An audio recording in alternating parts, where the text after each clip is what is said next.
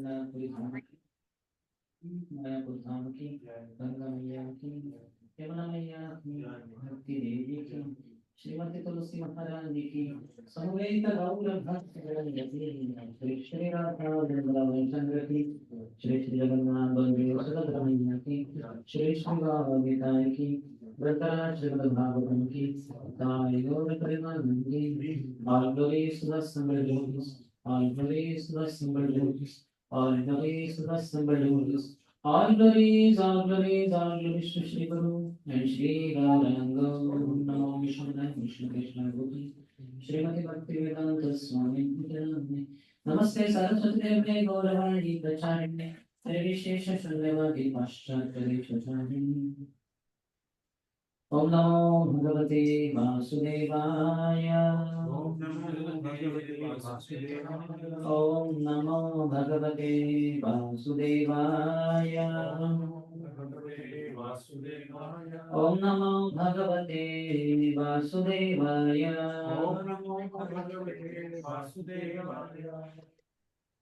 Vandeham Shri Guru Shri Yuta Padakamalam Shri Guru Vaishnavamscha Shri Rupam Sagrajata Sahagana Raghunathavitam Tam Sajivam Sadhutam Savadutam Harijana Sritam Krishna Chaitanya Devam Shri Radha Krishna Radha Sahagana Lalitam Shri Vishakhanvitamscha Om Gyanitirandhasya Gyananjana Shalakaya Chakshuranimitayena Tasmai Shri Gurave Namaha Shri Chaitanya Krishna Apitam Yena Bhutale Swayam Rupaha Dadati Sahadantikam Namo Vishnupadaya Krishna Krishnaya Bhutale Srimate Bhaktivedanta Swami Namaste.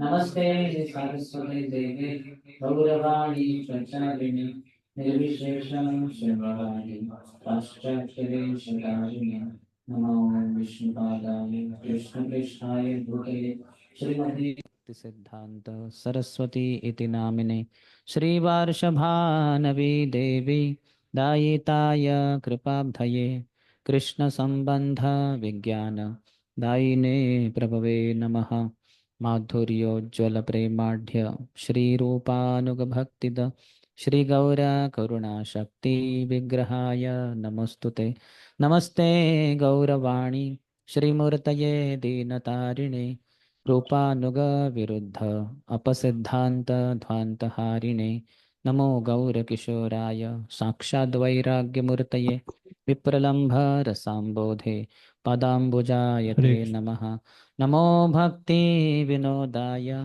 सच्चिदानंद नामिने गौरशक्ति स्वरूपाय रूपानुगवरायते गौर आविर्भाव भूमिस्त्वं निर्दिष्ट सज्जन प्रियः वैष्णव सार्वभौम श्री जगन्नाथाय ते नमः वाञ्छाकल्पतरुभ्यश्च क्लासमध्ये कोणी माहिती तुला भ्य एव च पतितानां प्रभू विष्णवे कदंबकानन नमः नमो श्रीराम पदाय कृष्ण प्रेम कमलकांत माधव सेवा कृष्ण चैतन्य नाम्ने गौरत्विषे नमः पंचतत्वात्मकं कृष्णं भक्तरूपस्वरूपकं भक्तावतारं भक्ताख्यं नमामि भक्तशक्तिकं हे कृष्ण करुणा सिन्धु दीनबन्धो जगत्पते गोपेश गोपिकान्त राधाकान्त नमोस्तुते जयतां सुरतो पंगोर मम मंद मतिर्गति मत्सर्वस्व पदाम्भोजो राधा मदन मोहनौ दिव्याद्रन्दारण्यकल्पद्रुमादः श्रीमद्रत्नागारसिंहासनस्थौ श्रीमद्राधा श्रीलगोविन्ददेवौ पृष्ठालिभिः सेव्यमानो स्मरामि श्रीमान् रासरसारम्भि वंशीवटतटस्थितः कर्षणवेणु स्वनिर्गोपीर् गोपीनाथाय श्रेयस्तु नः तप्तकाञ्चन गौराङ्गी राधे वृन्दावनेश्वरी वृषभानुसुते देवी प्रणमामि हरिप्रिये। जय श्री कृष्ण चैतन्य प्रभु नित्यानंद, श्री अद्वैत गदाधर श्रीवास आदि गौर भक्त वृंद। हरे कृष्ण कृष्ण कृष्ण हरे हरे, हरे राम हरे Ram Ram Ram Hare Hare.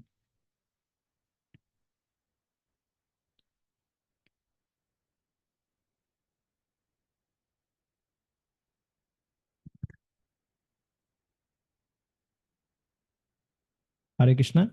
So, is it audible in online? Yes, Prabhu, audible.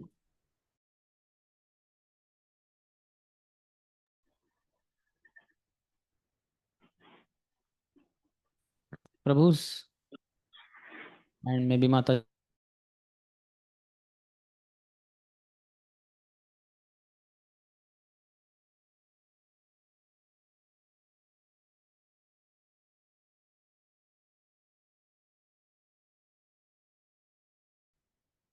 5 chapters in this 5 days, Monday to Friday. So first of all, I'm very grateful to you all for allowing me to render this service. You are all my seniors. Bhaktivedanta, I'm just a junior person of Bhakti Vaibhav course. And special thanks to His Grace Arjuneshwar Prabhu for considering me not worthwhile, but of some use. So it's your greatness. And as such, you all know you're better off. You have been hearing in sequence 10th canto from first chapter with all the Acharya's commentaries. We have given exams. You are all well read, but I'll make my attempt. Basically, we'll be discussing Vishwanath Chakravarti Thakur's commentary, apart from Prabhupada disciples, whatever they have written in the purport. And you can share because you know so much.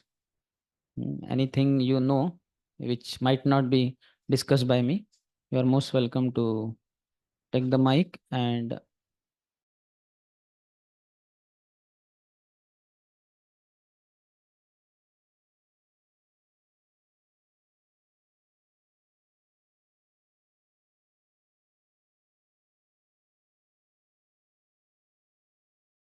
Lila, and he is more complete, more perfect in his Mathura Lila, and he's most complete, most perfect in his Vrindavan Lila. So this time we'll see Krishna in his perfection. Last time I was fortunate. Again, there was Mathura Lila, so that's more perfect Krishna. And one Vrindavan Lila was there. 35th chapter was remaining, I think. So Jugal Gita. So that way I was fortunate to complete all three aspects of Krishna, means touch upon bit here and there. So we have studied up to 60th chapter, which is Krishna teaches Rukmini. So we'll begin with the 61st chapter, which is Lord Balram slays Rukmi. On next Monday, today is Monday, after 7 days we have 19th Balram Purnima. So we are fortunate to be able to discuss at least two pastimes of Lord Balram at length, thoroughly. Thoroughly means according to our level. This chapter, Lord Balram slays Rukmi, and also Balramji's visit to Vrindavan. So we'll again enter in Vrindavan also. Though Krishna will not enter, but he will enter. One of the acharyas, I think, I'm not sure whether Sridhar Swami or Vishwanath Thakur says that when Balramji saw gopis are very much morose, feeling separation from Krishna. So in relating to them, Krishna only manifested in Balram. And though Balram spoke, it is like Krishna only speaking to gopis. So we'll have Krishna also in Vrindavan, in Bhava Vesh or whatever empowerment. So that we are fortunate in our this discussion also. So chapter 61st, in which what it discusses sons and grandsons of Krishna, that is the beginning, and Balram's killing of Rukmi at the dice game during the marriage of Aniruddha. I had asked Arjuneshwar Prabhu to ask you all to every day, maybe 3 devotees or whatever, would present Sanatana Goswami's commentary. It should come read, and at the end or at the end of the chapter, 3 of you could present one after another. Let's say 10 shlokas per head or something like that. And that way, we'll hear from you than just reading from the text. That would be more appealing.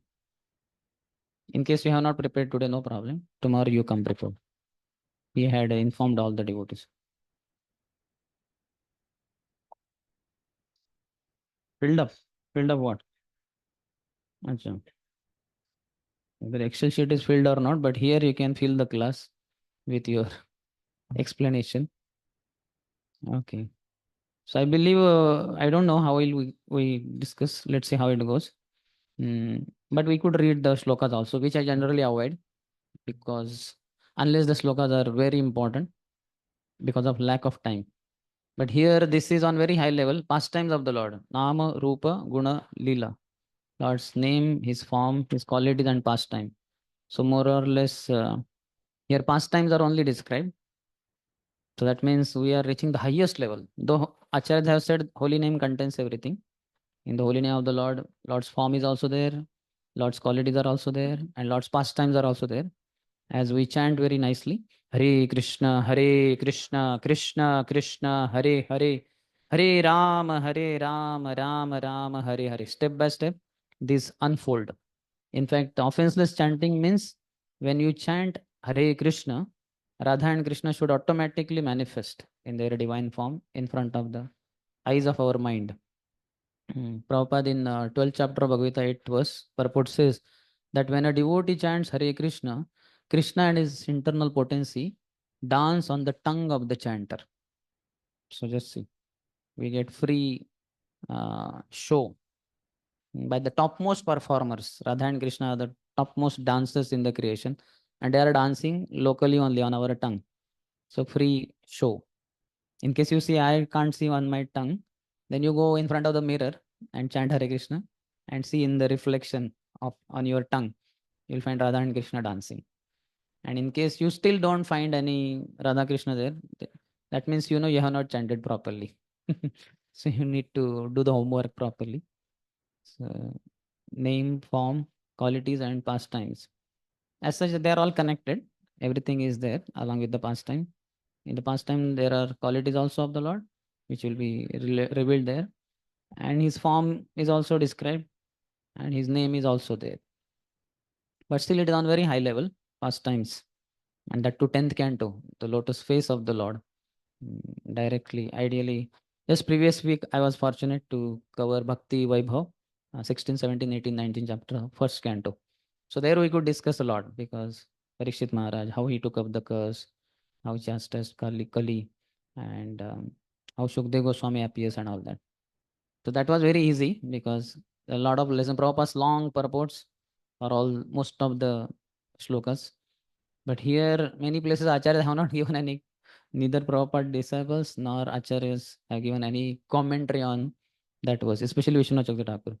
So where it is given, okay, but otherwise just storyline only follows, and we just have to read it for our purification. So we will recite the shlokas. You can repeat after me. Shri Shuka Uvacha Ekaikashastah Krishnasya Putran Dasha Balaha Ajijan Avanavan Pitru Ajijanan Avamanan Pituhu Sarvatma Sampada. Shukdev Goswami said, each of Lord Krishna's wives gave birth to 10 sons, who were not less than their father, having all his personal opulence. Krishna had 16,108 wives. So from each wife he had 10 sons and also one daughter. So the sons become 1 lakh, how many? 61,080. Correct? So anyway, 1.5 lakhs plus. Huge number. I was thinking because of contemplating, because of your awarding me this service. Last 2 days, Saturday, Sunday, I read all 5 chapters with Vishnu Chakraku's commentary. So the thought was coming to my mind, and so twice it came, that these children were so fortunate. Generally, we say, no, the defects of nuclear family. Those children, boy or girl, they don't get the association of their equal, senior, junior, other cousin, brothers, sisters, which maybe many of us got it. Like I have 15 to 16 around cousin brothers from my mother's side, and similarly like some 16 to 18 from my father's side. So we were exposed to such huge family. Means in comparison to these boys and girls, it is less only, but still the children of Krishna were so fortunate. That was like a huge family. Though in one sense they were step brothers and step sisters, because Krishna had so many wives. But that feeling was never there because they were all devotees only, eternal associates of the Lord. To be born as the child of Krishna is no what you call. It's a great fortune. They are eternal associates. So that is very nice. But how Krishna manage, only Supreme Personal Godhead only can manage so many wives and so many children. And they were all very happy, ecstatic. They were proud of their being the children of Krishna, proud in the positive sense. So opulence here, Vishwanath Chakravarti Thakur says, means power and qualities. They were equally powerful as the Lord, and they had qualities like him.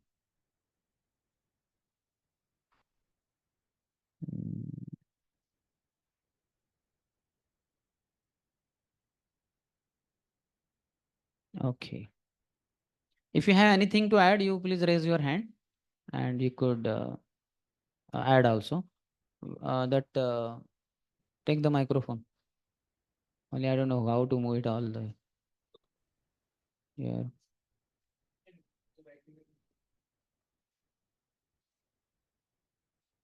Miss 10 son and 1 daughter, no? That's what I came across. It is there somewhere.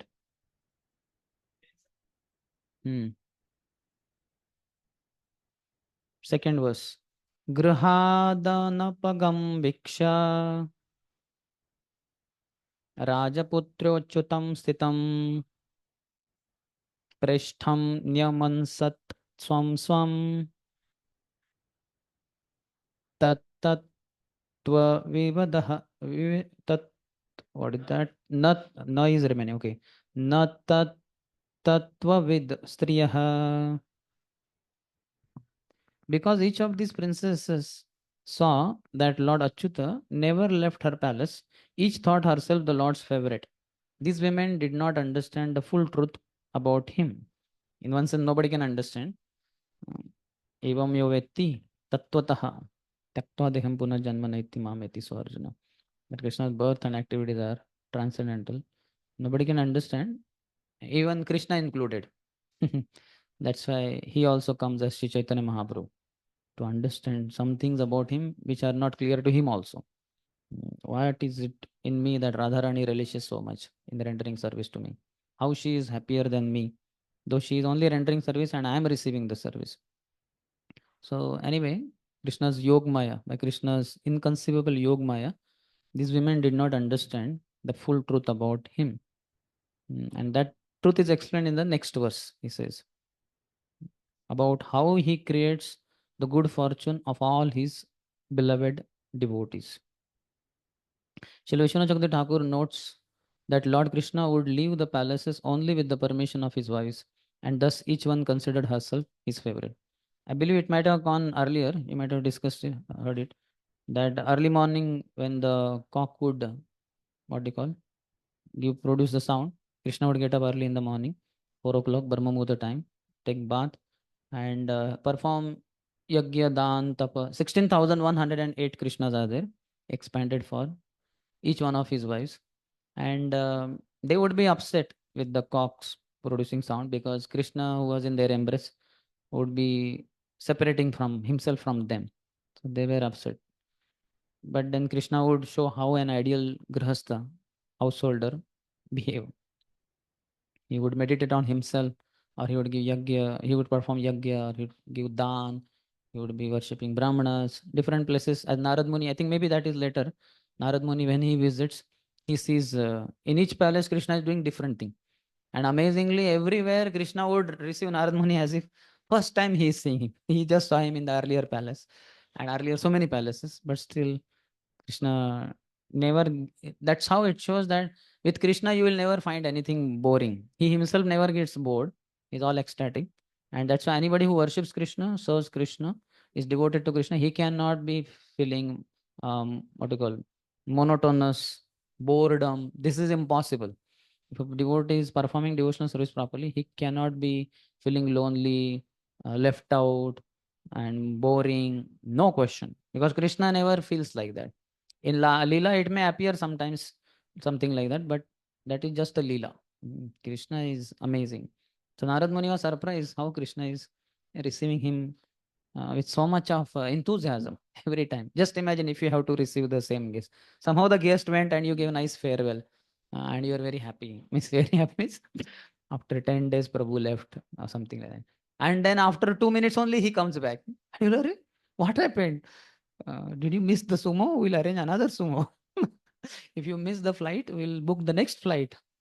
Like that. But Krishna never has that kind of thing. With Krishna means Nitya Nava Navayaman, always fresh, always enthusiastic. Just like children are, because children are very innocent, they're always fresh, on full of energy, enthusiasm. So Krishna is the epitome of child's innocence. There's nobody in the creation as innocent as Krishna. So that's why he is never bored, he's never hackneyed or all that stuff. He's enthusiastic, he's ecstatic. So that's why we have to chant Krishna's holy name properly to be feeling ecstatic at all moments. Pratipadam Purna Amruta Aswadanam. I was reading recently Shri Bhajan Rahasya. So there Srila Bhaktivinoda Thakur says that these 8 verses of Sri Chaitanya Shikshastra given by Sri Chaitanya Mahaprabhu himself, they represent Ado Shraddha, means Shraddha to love, Krishna Prem, 9 stages. So first one talks about faith, Cheto Darpana Marjanam, which is, we all know, is the seven-tongued flame of the fire of Sankirtan. So 7 benefits of chanting the holy name. Each benefit is like one tongue of the flame. Flame, when we have fire, it goes like flame, like this. So each one is like one flame. So 7-tongued flame of the fire of Sankirtan. So this is faith. If we have faith, we'll be fully convinced of these 7 benefits of chanting the holy name. We might not be able to experience, but we'll have full faith. Chaitanya Mahaprabhu has said, Cheto Darpana Mahajanam, the mirror of my heart will be cleansed. Bhava Maha Davagni Nirvapanam. All the troubles that one faces because of being in this forest fire of material existence of repeated birth and death, that would be all extinguished. Shreya Kairava Chandrika Vitaranam. The white lotus of fortune will spread its soothing moon rays. Shreya Kairava Chandrika Vitaranam. Vidya Vadhu Jivanam. Vidya, the consort of the Lord, will come in one's life, in one's heart, and then one will be feeling so much happiness. Anandambudhi Vardhanam, the ocean of bliss will be ever on increase. Pratipadam Purna Amruta Aswadanam, I experience nectar. And Sarvatma Snapnam, the soul will feel completely bathed in the transcendence of the Lord through his holy name. So one who has faith in all these 7 effects or 7 benefits of chanting holy name, he is a faithful devotee, Shraddhavan Jan, Haya Bhakti Adhikari, and Krame Krame Seho Bhakta, Uttam, he will become Uttam also. So that is faith. Second is about association. So there he says association means what? At least in the association of devotees, we will feel, Durdaiva Midrusham Iha Jani na Anuragaha. Oh, I am so unfortunate. Though Krishna has invested all his potencies in each one of his name, I am such a fallen, lowly fellow that I don't have any attraction for any of these names only. So this will happen only when we are chanting with devotees. If you are doing Nirjan Bhajan alone chanting, we might as well develop a pride that I am such a big fellow, I am chanting and this and that. Maya can delude in seclusion particularly. But in the association of devotees, this particular realization will definitely come. That I'm so unfortunate. See this devotee, how nicely chant. Oh, he's so ecstatic. This devotee is so humble and he's standing and chanting. And that devotee walking and chanting. And the other devotee is sprinkling water. How much is enthusiastic to chant though facing so much difficulty? And look at me, I am just pretending to be a some kind of chanter. So that is association, sadhu sang. And third is bhajan kriya. That means the third verse. Trunadapi shunichena tararapi sahishnuna amanina manadena. So that means one should be humbler than blade of grass, more tolerant than a tree, always respecting others, never expecting anything in the return, means any respect in the return. So if we are following this four thing, that only means our bhajan is uttam, of top quality. If we are not so humble, means somewhere we fail. And life is a very nice thing. In life, especially dealing with devotees, we can see how I fail in humility. Forget about being humbler than a blade of grass. In general, normal, simple humility also I don't have. At least that relation will come in the heart of a sincere sadhaka. And tolerant. So many provoking situations will be there around. Nature is one thing, adi daivik klesh, but more than that, adi bhautik klesh, the provocation offered by other living entities, and more so by devotees. Maybe for us, the most so through brahmacharis in the ashram, our own friends, maybe batchmates of Bhaktivedanta. No offense to anyone. So, but basically, whomever we are close to, that is the person where our maximum tolerance will be exhibited. I cannot exhibit my tolerance toward Mr. James Brandy in London, whom I don't even know. I don't even know whether he exists or not. Maybe he exists. So there is no question of tolerance. Tolerance is here, people. So that is second. And third is amanina, not expecting any respect. So much of false ego, so much of false pride. So we expect a lot of respect from others. Like yesterday only one young devotee was telling me, PDC devotee, earlier, whatever. So he was telling me that so much pride is there, that I know so much. I said, what you know? Everything we know is by the mercy of Prabhupada. Other, what did we know? Our acharyas. What did we know? And now also we don't know so many things. I know many times they would say, I never heard this before. Means what? You are not all read. You have not heard everything. That's why you'll always get that feeling till the last, maybe at the deathbed also, we'll get this feeling, we'll get this realization. Oh, this I did not know only. While dying, maybe undergoing a lot of pain, some kind of what you call confusion, and some devotee equal to us or senior may come and speak some words, and you, oh really? This is how one can conquer over death. I never knew this. I never heard this. So this will be on deathbed, just before breathing our last.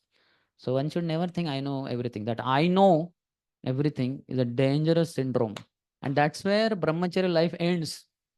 Because brahmachari, as Prabhupada always translated, is student life. Vidyarthi, vidyayam arthayate iti vidyarthi. So that means one always wants to know. Because there are so many things to be known. Nobody can be all-knowing, Krishna himself included. In rasa, tattva-wise, Krishna knows everything. He is omnipotent, omniscient, and omnipresent. That is true. But in rasa, he doesn't know, that we discuss. How Radharan is experiencing more pleasure and happiness. So he also has to find it out. He has to know it. He has to inquire it from Ramananda Rai. He has to inquire it from others also, Sanatan Goswami and others. So that is the beauty. So that is amanina and manadina. Always respect others.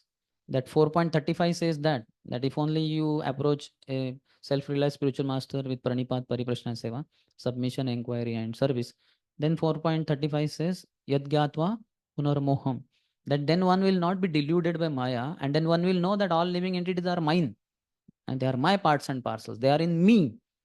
So all are to be respected, not just human beings, but trees, plants, aquatics, everyone. Every living entity should be respected. And for that matter, the 88 opulences given in Bhagavad Gita also reveal even the matter is also manifestation of Krishna's some opulence. Shabdakhe. Though human beings are also there. Paurusham, Drushu, Balam, Balavatam, Chaham, Buddhir, Buddhimatam. But Rasoham Apsu Kaunteya. Test of water is because of Krishna. So thus we can even respect all the matter also. Sarvam khaluidam Brahma. Everything is spiritual. In fact, everything is in the navel of Garbhodaksha Vishnu only. All the 14 planet system. And it is not that that whole stem with the lotus is inserted in the navel of Lord Vishnu. It is sprouting from his navel only. It is not something outside which is inserted inside his navel. It is growing from his navel only. So it is part of his body only. So his body is spiritual. So there's everything is spiritual. Sarvam khalu idam Brahma. So if we only do Pranipat, Paripashna and Seva, then it is very easy to do Manadena, to respect everyone.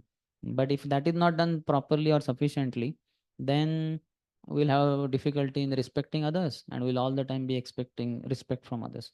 So that is Bhajana Kriya, third one, third verse. And fourth is the Anartha Nivrutti. Na dhanam, na janam, na sundarim. Kavitam va jagadisha kame. Dhanam, janam, sundarim, these are the anarthas. So one doesn't want them for his own sense gratification. If at all that comes, that can be engaged in Krishna's service. That means anarthas are not there. That anartha becomes artha, dhanam, janam, sundarim, and then pravrutti, engaging it in Krishna's service. Because it's not anartha. But when I try to enjoy it for myself, then it becomes anartha for sure. That if one forgets Krishna, then the item will become agent of Maya. That anartho pashamam sakshat tigam adakshaje lokasya jana, not that before that, before or after. He saw Maya and Krishna simultaneously. But Maya was Mayam chatat apashrayam. That Maya had taken shelter of Krishna. Bhakti yogena manasi samyak vyavasito hi saha apashutpan. Mayam tad apashrayam. So Maya is sheltered at Krishna and she is meant for Krishna. She is Maya Dakshana Prakriti. Let me engage her in Krishna. So basically, no attraction for Dhanam, Janam, Sundarim for one's own sense gratification. So that is Anartha Nivrutti. And then Nishtha, Kripaya Tadapada Pankaja, Sthita Dhuli Sadrusham Vichintaya. One is firmly fixed at the lotus feet of Lord Krishna. So that was in connection with what was there here.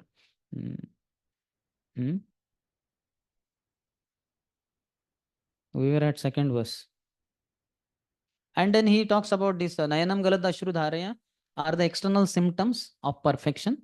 And internal symptom is Yugaitam Nimishana, feeling separation. So this will be internal. Every individual sadhaka will feel if he has reached internal level of perfection. External perfection will be through Nayanam Galad Ashru Dharaya.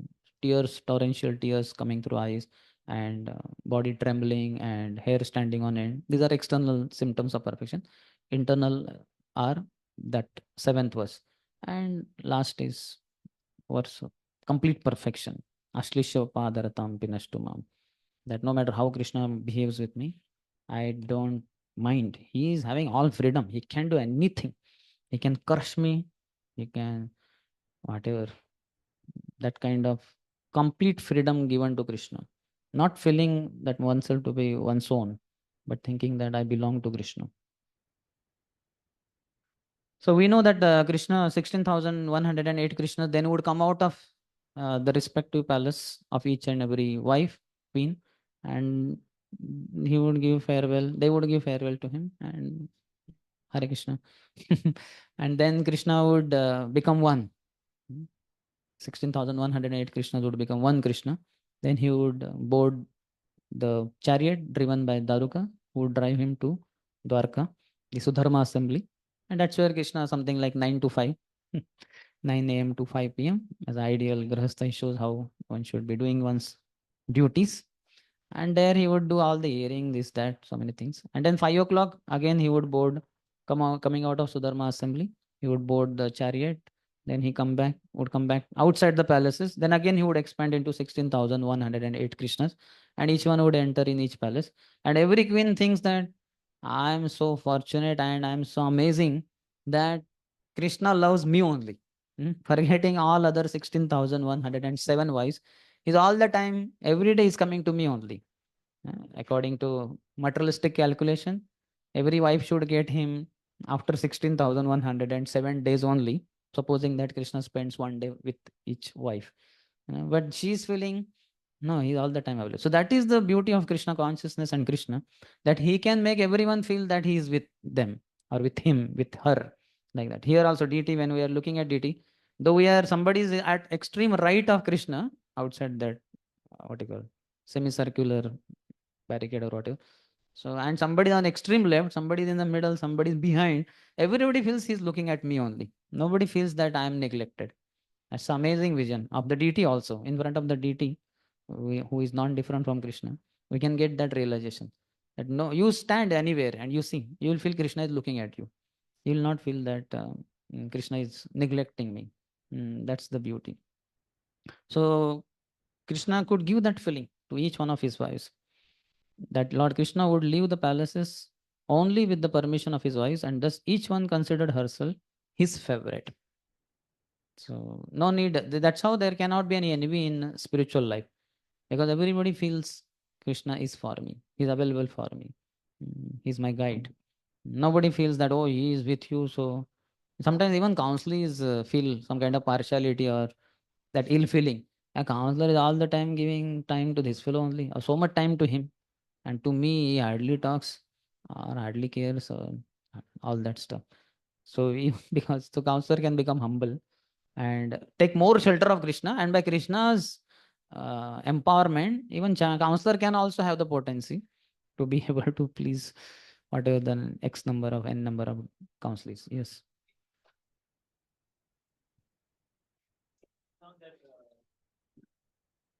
Sometimes Krishna leaves one devotee and goes to others. That is rasa. So why he can't? That is Yog Maya, Lila Shakti, acting in that way. And that's how the pastime becomes colorful. Here there is one kind of rasa, there is another kind of rasa there. So somewhere separation also should be felt. So Krishna, as That per the love, need. that is a love in separation, and here love in union. Yes. And in the separation, they will feel his presence more. That's how Krishna did not return only to Vrindavan for 44 years, according to Jiva Goswami in Sri Gopal Champu. And he, though Mathura Vrindavan were so nearby, he could easily come. One can go walking, as I think Maharaj is also telling. The Vrindavan Vasi, they would go to Mathura walking for selling their products, curd, etc. So Krishna, who is Dwarkadish, why couldn't he come on chariot?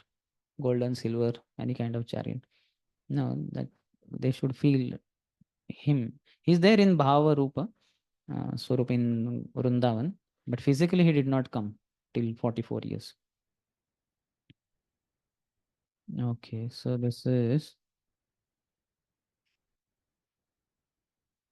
third now. चार्वब्जकोशवदनायत बाहुनेत्र सप्रेमहासरसवीक्षितवल्गुजल्पैः सम्मोहिता भगवतो न मनो विजेतुम् स्वैर्विभ्रमैः समकषन् Vanita विभुम्नः.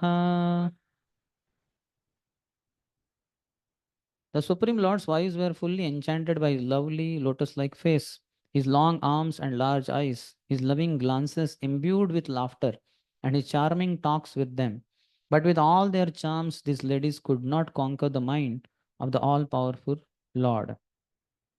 Purport: the previous verse stated that Lord Krishna's queens could not understand the truth of the Lord.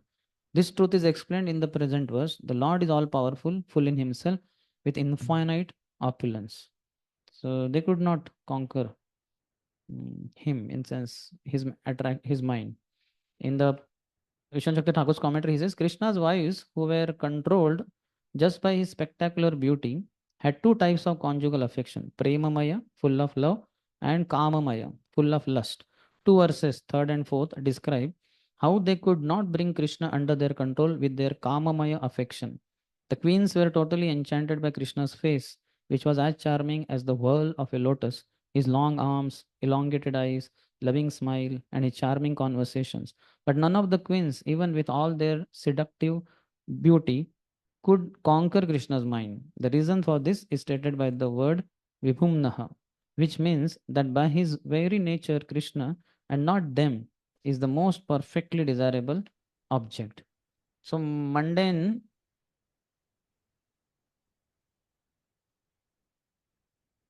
આ સુંદરશ્યામનું lecture છે તને સાંભળવું હોય તો volume થોડો લો જ રાખ્યું છે મેં.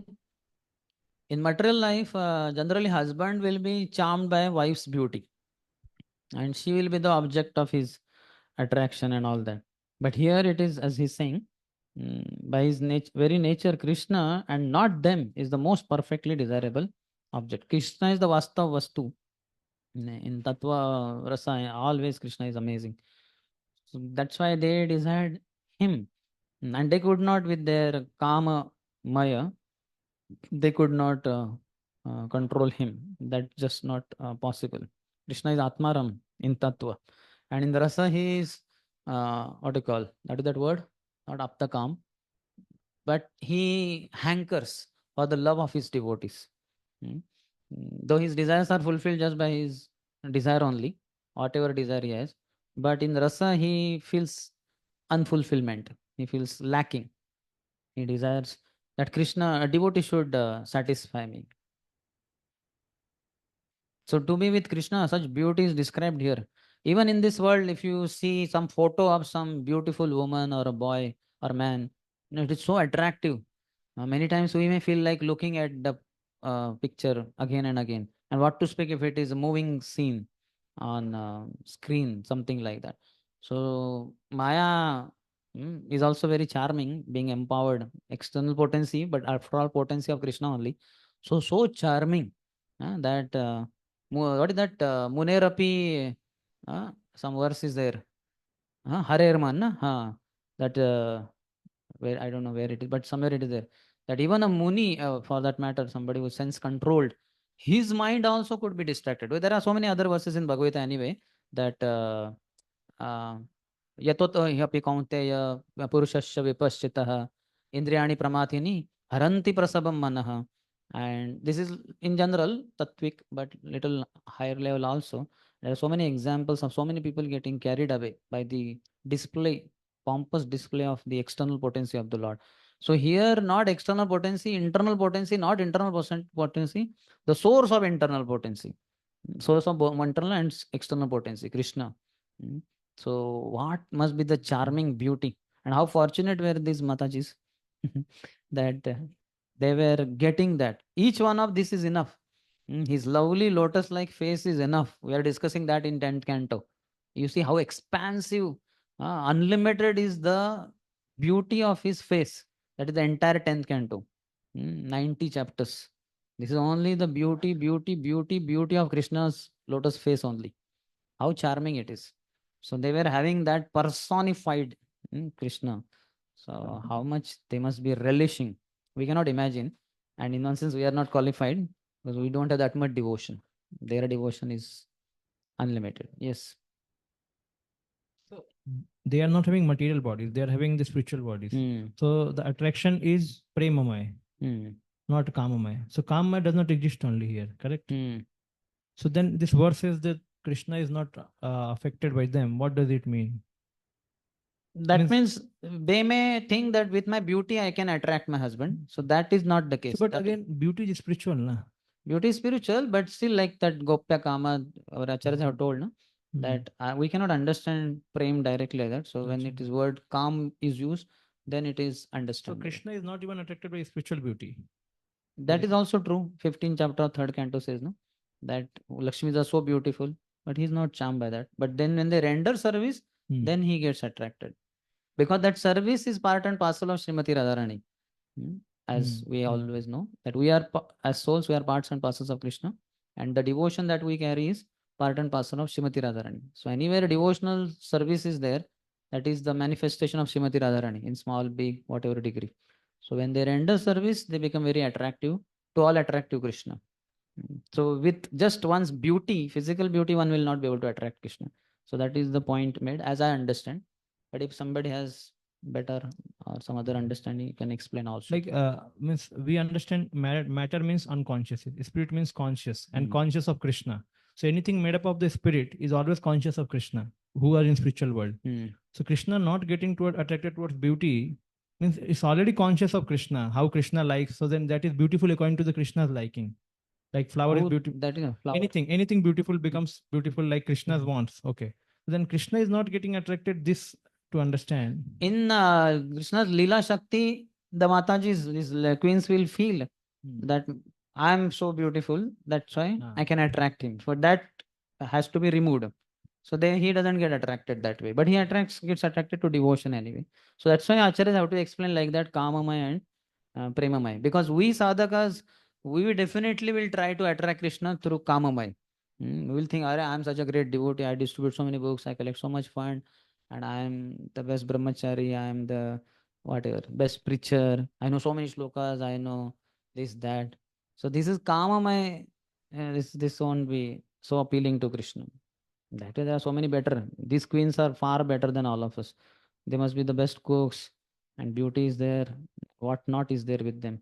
They are also, because they are with Krishna all the time. So they will have knowledge, they will have strength, they will have fame. They have all the six opulences. Devotees have that because of being with Krishna. Sangat sanjayate kamaha. And qualities of the person we associate with come in the person. But that won't be. If we try to make ourselves in center and think that this will be attractive to Krishna, that will never. So that's why it has to be spiritual only. That means humbly one can think that it is Krishna's greatness that despite my possessing no qualities, he still is attracted to me, in the sense he is giving me some recognition in Vaishnava community, or all that stuff. Hmm.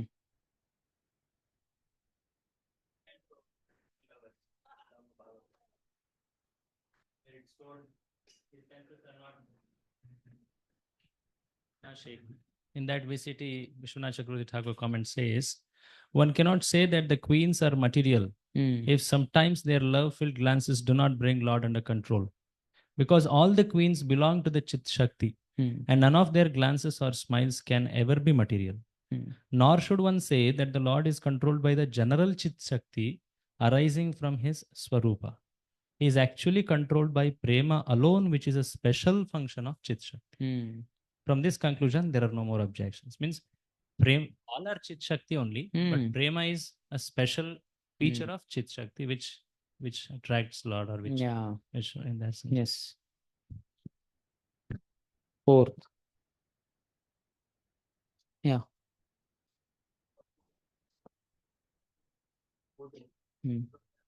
Object of discussion.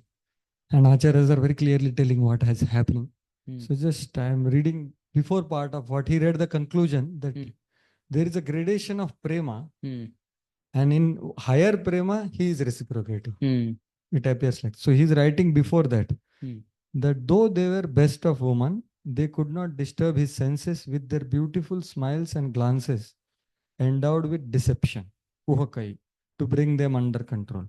So this is one side where endowed with deception, he is not under control. However, if those glances were endowed with prema, then they could disturb his senses. Because they did possess the proper type of love. Their glances and smiles were certainly endowed with prema, though it was conjugal prema. So he is giving the difference actually. Yes, that we see in the 16th chapter also. Mother Earth saying, what is that? Smita Valgu Jalpai, Madhumani Ninam. Kava Sahet Viraham Purushottamasya Premavalokaruchira Smitavalgu Jalpai Stairyam Samanamaharan Madhumani Romotsavo Mamadangri Vitankitaya. So there also she is saying same thing, that Satyabhama and others, they could control Krishna by all that.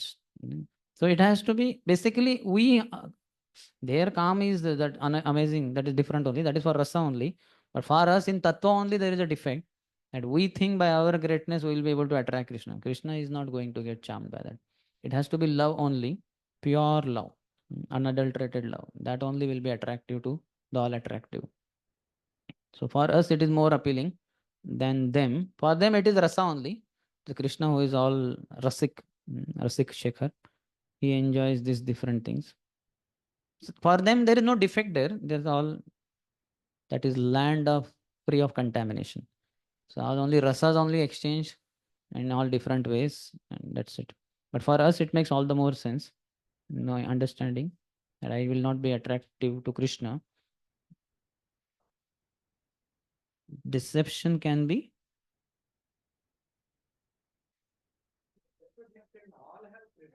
Yeah.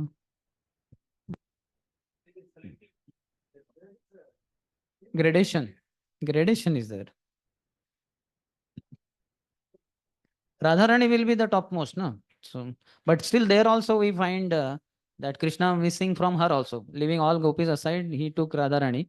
But for our sake, again, he wants to show that he left her also, like that. So nobody should be proud of his mundane acquisitions.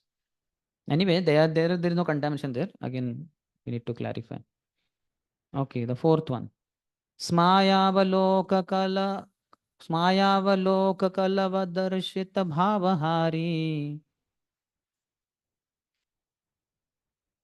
भूमंडल प्रहित सौरत मंत्र शौंडे पत्न्यस्तु षोडश सहस्र अनंग बाणैर यस्येन्द्रियं विमथितुं कर्णैर्न शेकुः.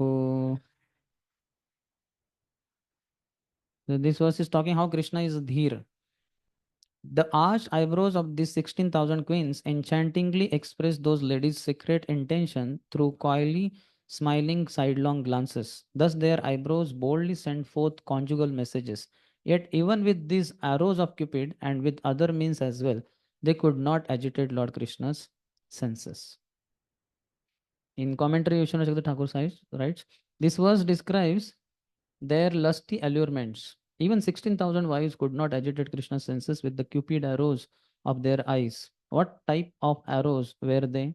They were arrows of sweet smiles, showing their conjugal intentions through sidelong glances and lusty messages sent by the movements of their attractive eyebrows. They boldly, shaundahi, pragalbhaihi, expressed their desires to Krishna by this and other ways described in the Kama Sutra. So Krishna is Dhira, Dhira Lalita, Dhira Shanta. Those four characteristics. Then Prashant, Dhir Shant, Dhir Lalita, Dhirodatta.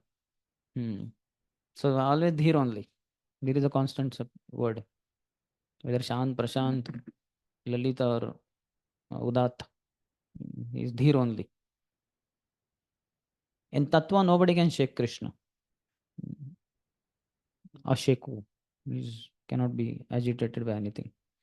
But in Rasa, that is what is the beauty of spiritual life.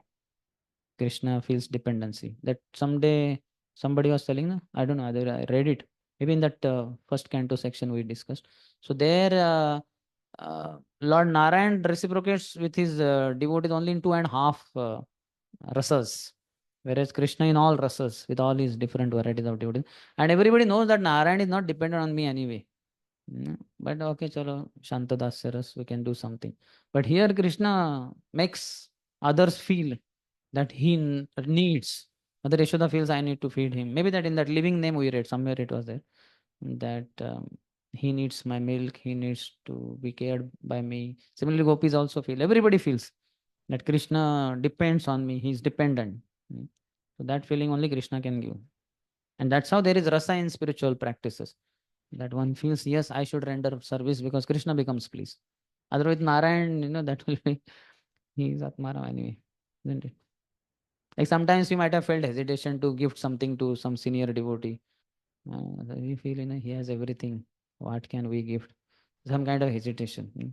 But very young devotee will always gift him and he will be happy with very small gift also. What to speak of a big gift. So Krishna is so amazing.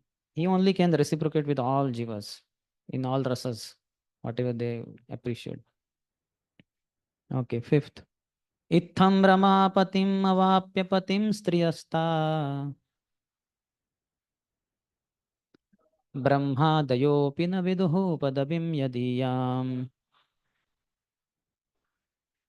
भेजुर्मुदा विरतमेधिततयानुराग हासावलोकनवसङ्गम लालसाद्यम्. Thus these women obtained as their husband the master of the goddess of fortune, although even great demigods like Brahma do not know how to approach him. With ever increasing pleasure, they felt loving attraction for him, exchanged smiling glances with him, eagerly anticipated associating with him in ever fresh intimacy, and enjoyed in many other ways. Chakravarti Pas says, this verse describes the intense conjugal attraction the queens felt for Krishna. By showing their smiling glances full of premamay affection, anurag, they enjoyed many ever new and intimate physical exchanges, navasangam, with Krishna, which were filled with great hankering because they could not be completely satisfied. Thus, it should be understood that Krishna is controlled by the premamaya, pure loving dealings of his wives, as seen in his pastime of stilling the parijat tree, and also from his own words. Tathaham apitachitto nidram nachal labhe nishi. I cannot sleep at night because of thinking of Rukmini. That is Bhagavatam 10th canto, 53rd chapter, 3rd, 2nd verse. Shukdev Goswami said, Ikshito antah pura strinam savrida prema vikshitai. Being enchanted by their, why that means wives' shy, loving glances, Krishna found it difficult to leave their palaces. 10:70:16. Also, it is said, Reme Striratna Kutastho Bhagavan Prakruto Yatha. Living amongst the jewel among women, Krishna played like an ordinary person. 1:11:35.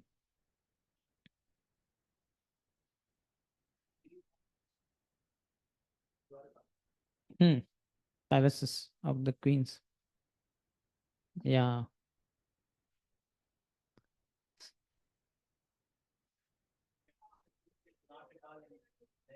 Yeah, this is Ananga, na? This is transcendental Cupid. Krishna only. No, that Cupid, what can he do? He's वो मदन टेर पे ही मदन ढेर हो गया है. You know, when he came to attract Krishna in Vrindavan near our Krishna Balram temple, means that time Krishna Balram temple was not there. So he came and he has this bow made up of sugar cane, and he put his first arrow.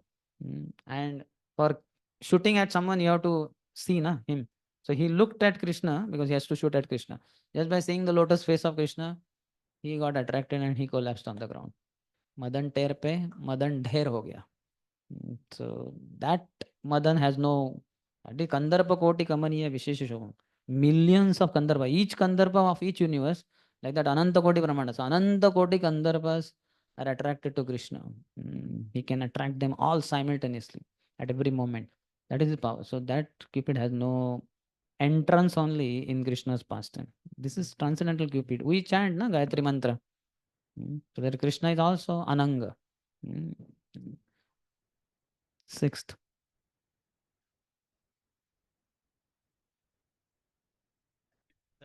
An inferior, you should not. I don't know how to say, but in one simple, like the arrow of Cupid Tattva cannot pierce him, but arrow of Rasik Cupid can attract him. Tattva wise, nobody can attract Krishna, he's Atmaram. But Rasa wise, he gets attracted by, charmed by the love of his devotees. Yome bhaktya prayachati tadaham bhakti uparutam ashnami. He's not hungry at all. He can eat all the Brahmanda, everything is within his stomach only. So where is the question of hunger for him in that sense, in Tattva? But in the Rasa, he is hungry for the love of his devotees. But the Cupid described is also an expression of bhakti only here. So This is all transcendental, na? So mundane has no entrance only there. Entrance only. So it's a what do we say it in the sense? That only our Rasik Asharya like Rupa Goswami or Vishnu Jagdi Thakur should say. So elsewhere they might have explained it. Here though not much, but I'm not sure where. Maybe all 10 cantos should be read. You all must have gone through first at least 40 chapters Vrindavan pastimes. Some description might have been given by Vishnu Jagdi Thakur. Hamad Gopis, na, that is the topmost, na. So there must be some description, na. I have not read that all, so I'm not sure. But I can tell you in simple language, Tattvik Cupid cannot attract Krishna because Krishna is Atmaram.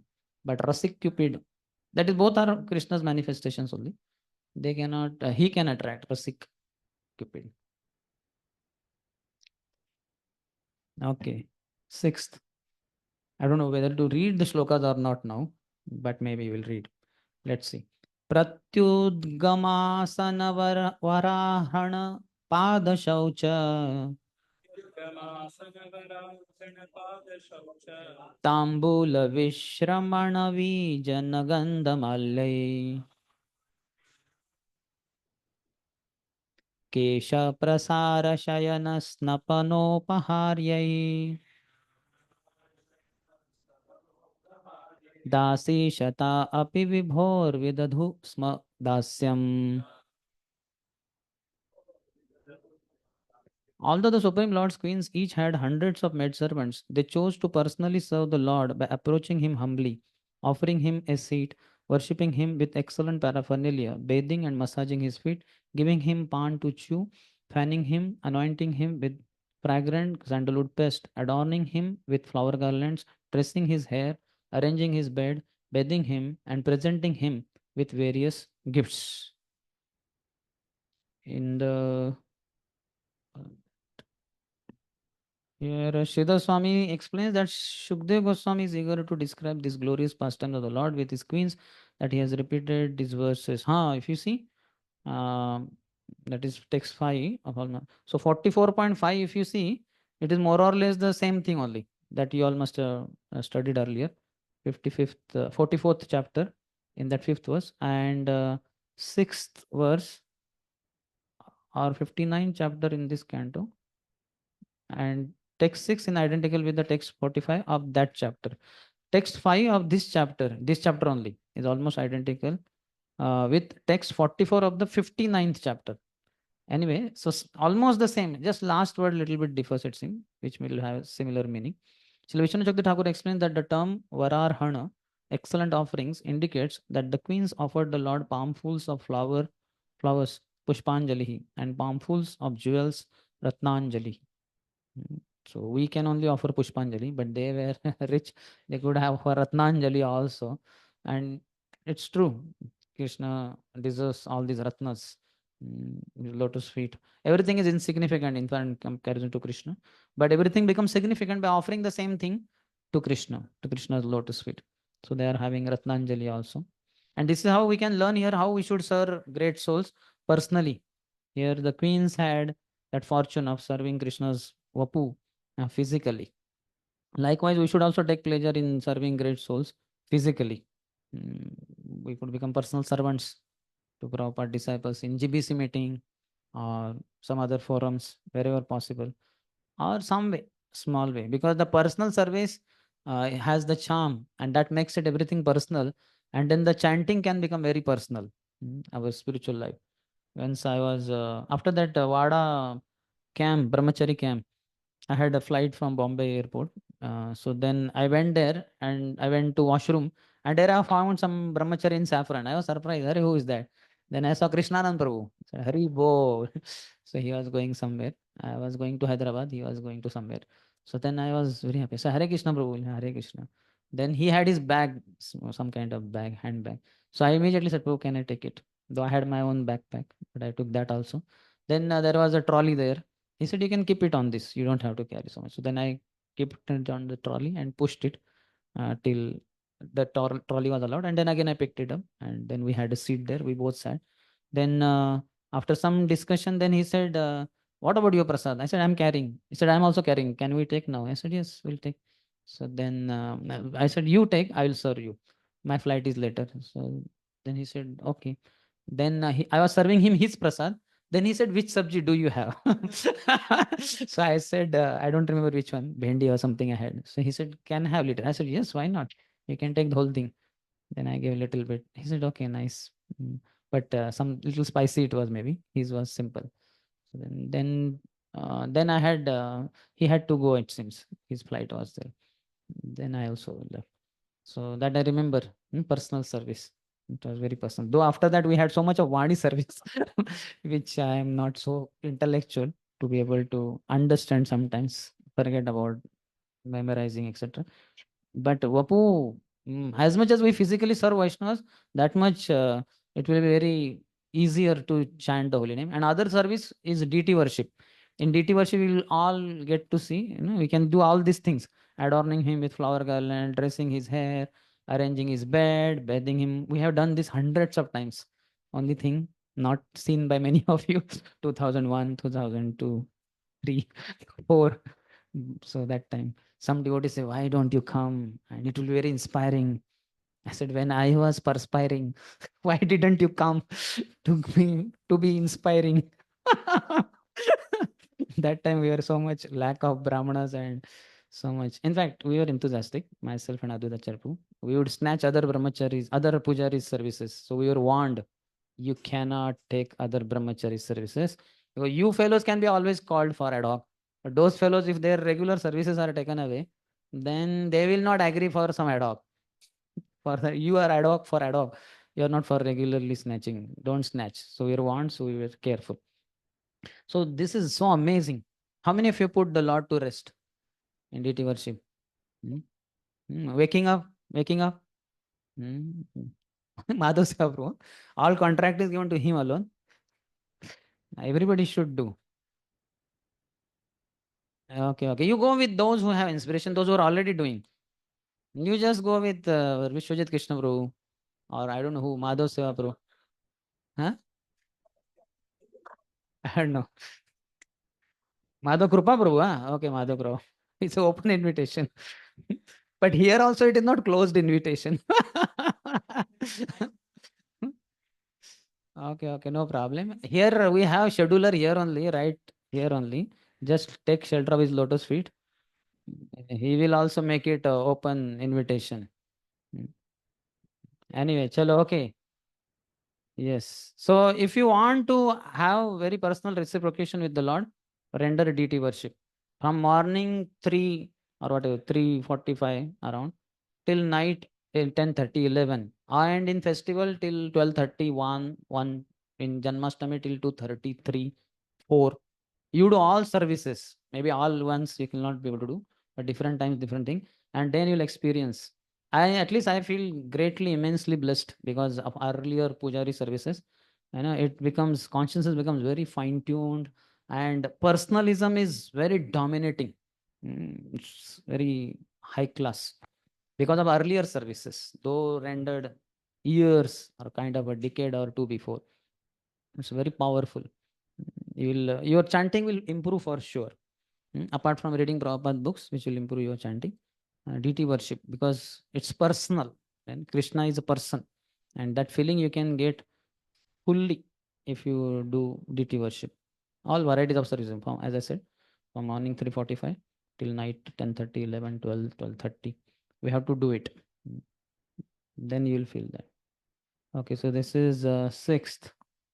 Chakravarti Pas says, this verse describes the queen's actions of menial service to express their love, anubhav, having Krishna as the object of their prema. They offered Krishna the best items, vara arhanam, such as handfuls of flowers, pushpanjali and ratnanjali. 7. Tasam yadasha putranam krishnastrinam puroditaha ashtau mahishastat putran pradyumnadin grunamite.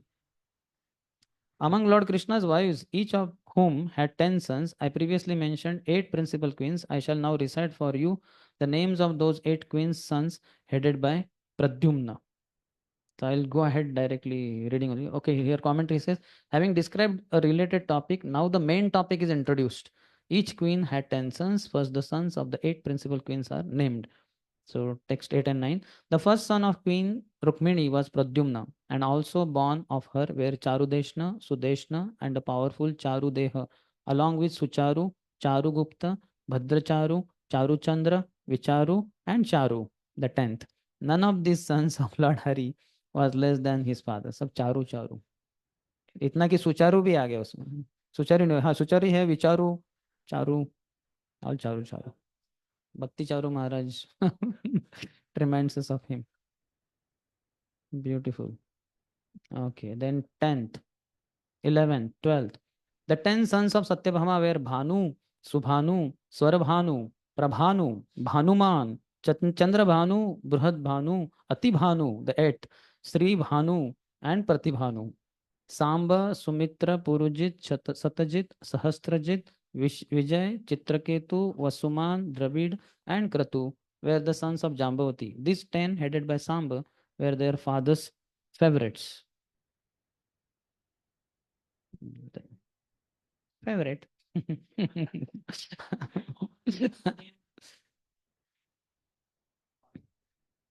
Sons only, not just names. These 10, headed by Samba, were their father's favorite. Satyabhama is there, na? So there has to be some favoritism. No, but these are Jambavatis, huh? Samba, Jambavati.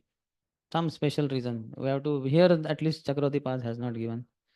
Srila Jiva Goswami translates the compound Pitru Sammataha in this verse as highly regarded by their father. The word also indicates that these sons, like the others already mentioned, were regarded as being just like their glorious father, Lord Krishna. Only this much is there. That is Jiva Goswami. Then 13th. The sons of Nagnajiti were Veera, Chandra, Ashwasena, Chitragu, Vegavan, Vrusha, Ama, Shanku, Vasu, and the opulent Kunti. Kunti's son also. Yeah, daughter also. His daughter is Mother Kunti also has that name. Then 14th. Shruta, Kavi, Vrusha, Veera, Subhahu, Bhadra, Shanti, Darsha, and Purnamasa were sons of Kalindi. Her youngest son was Somaka. 15th. Madra's sons were Praghosha, Gatravan, Simha, Bala, Prabala, Urdhaga, Mahashakti, Saha, Oja, and Aparajita. Madra is another name of Lakshmana. Madra. 16th. Mitravinda's sons were Vruka, Harsha, Anila, Grudra, Vardhana, Unnada, Mahamsa, Pavana, Vanni, and Kshudhi.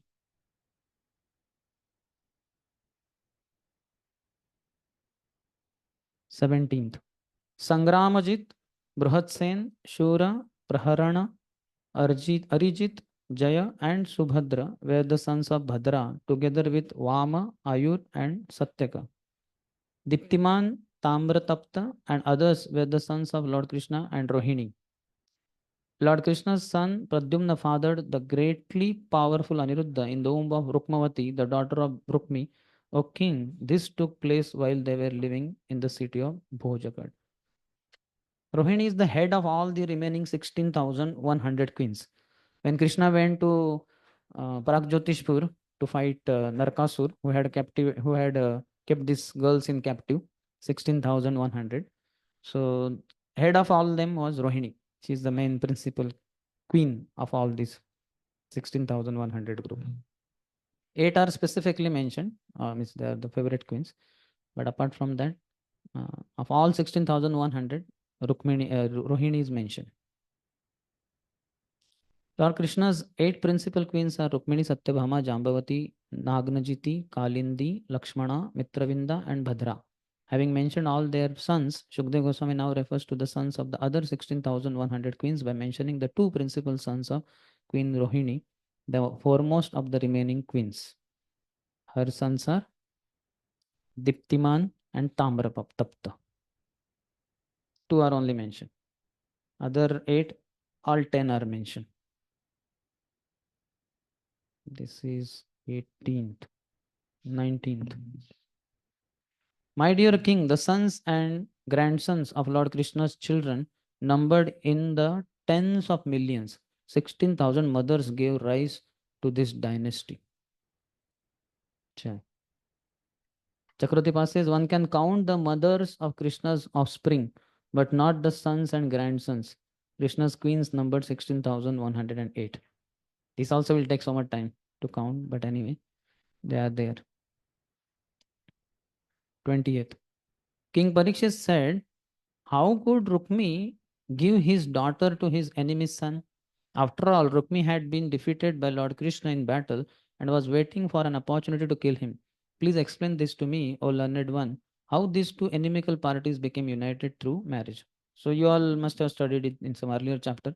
When Krishna married Rukmini, how he kidnapped, and Rukmi, then that time only he pronounced his vow that unless I kill this Krishna, defeat him, I will not come back to my kingdom. So then he left with all enthusiasm, and then he got defeated. Krishna almost killed him in a Kshatriya style by insulting him. But he would have killed him also. But Rukmini said, on my marriage day, please spare him. So she did not also have so much love. That will come later on.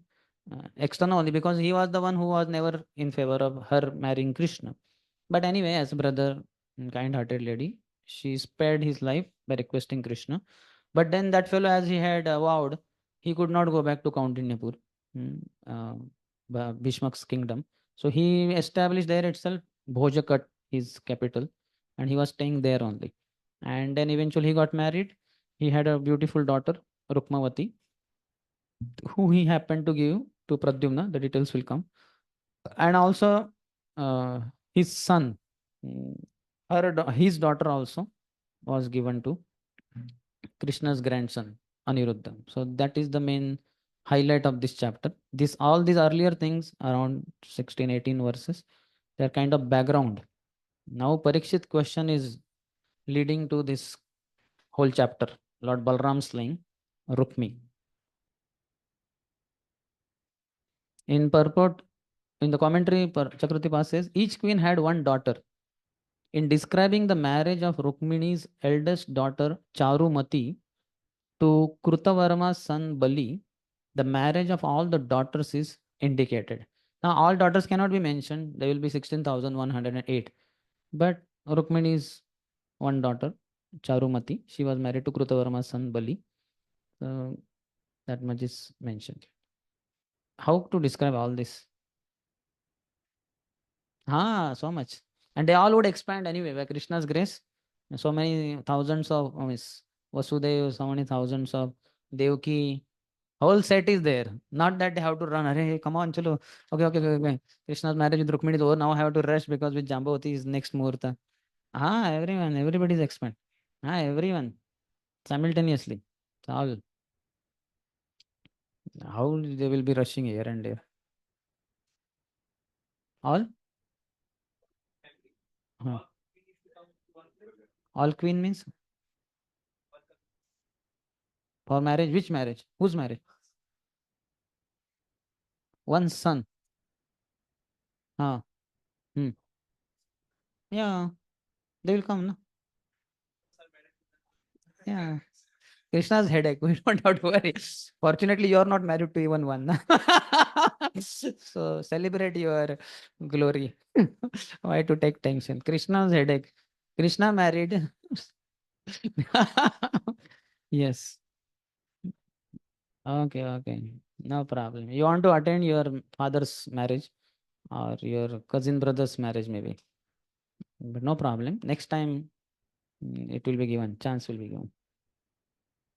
So now that is 20. Which was the 24th? Huh? Here we did not go so much ahead. I think I read by mistake earlier. This is which one? 28th, 20. Okay, 20. Okay, commentary. 21st. Mystic, that daughters was later. I by mistake read earlier. Mystic yogis can perfectly see that which has not yet happened, as well as things in the past or present, beyond the senses, remote or blocked by physical obstacles. How did this verse come?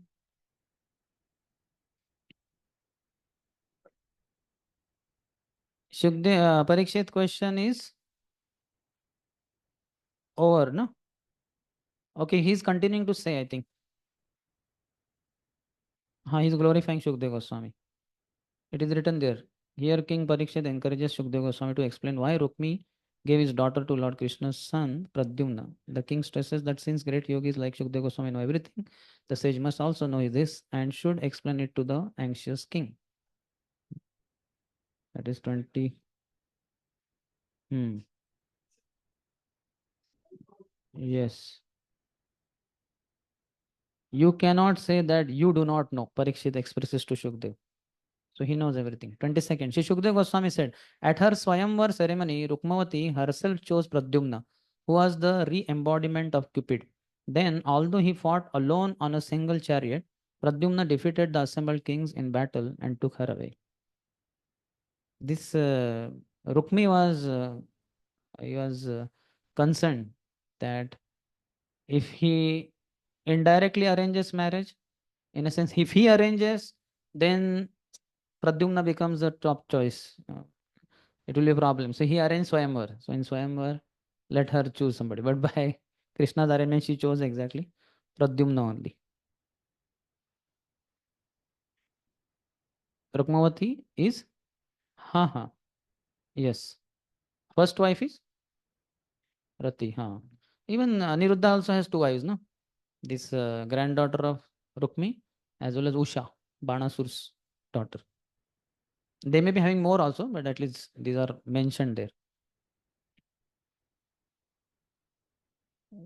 Chakradipa says, but fearing that he could not show convincingly that Rukmi would want to give his daughter to the son of his enemy, Shukdev Goswami explains how Rukmi held a Swayamvar ceremony for his daughter's marriage in order to escape the infamy of giving his daughter to his enemy's son.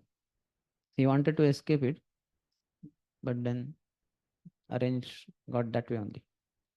23rd. Though Rukmi always remembered his enmity toward Lord Krishna, who had insulted him, in order to please his sister, he sanctioned his daughter's marriage to his nephew.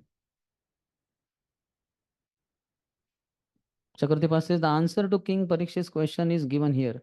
Ultimately, Rukmi approved his daughter's marriage to Krishna's son Pradyumna in order to please his sister Rukmini, who had saved his life. There's some obligation also he has. So he gave his daughter in marriage. 24th. O king, Bali, the son of Krutavarma, married Rukmini's young daughter, large-eyed Charumati. Sridhar Swami explains each of the Lord Queen had one daughter. That I already read. Purport. So one daughter's marriage only explained, mentioned, that's it. 25th. Rukmi gave his granddaughter Rochana to his daughter's son, Aniruddha. Despite Rukmi's relentless feud with Lord Hari. Feud means prolonged hostility between families. Although Rukmi considered this marriage irreligious, he wanted to please his sister, bound as he was by the ropes of affection. So why irreligious? That is mentioned by Sridhar Swami. According to worldly standards, one should not give one's beloved granddaughter to the grandson of one's bitter enemy. Thus, we find the following injunction. Dvishad annam na bhoktavyam dvishantam naiva bhojayet. One should not eat an enemy's food or feed an enemy. There is also the following prohibition. Aswargyam loka vidvishtam dharmam api acharen natu. One should not execute religious injunctions if they will obstruct one's journey to heaven or if they are odious to human society. That means hateful.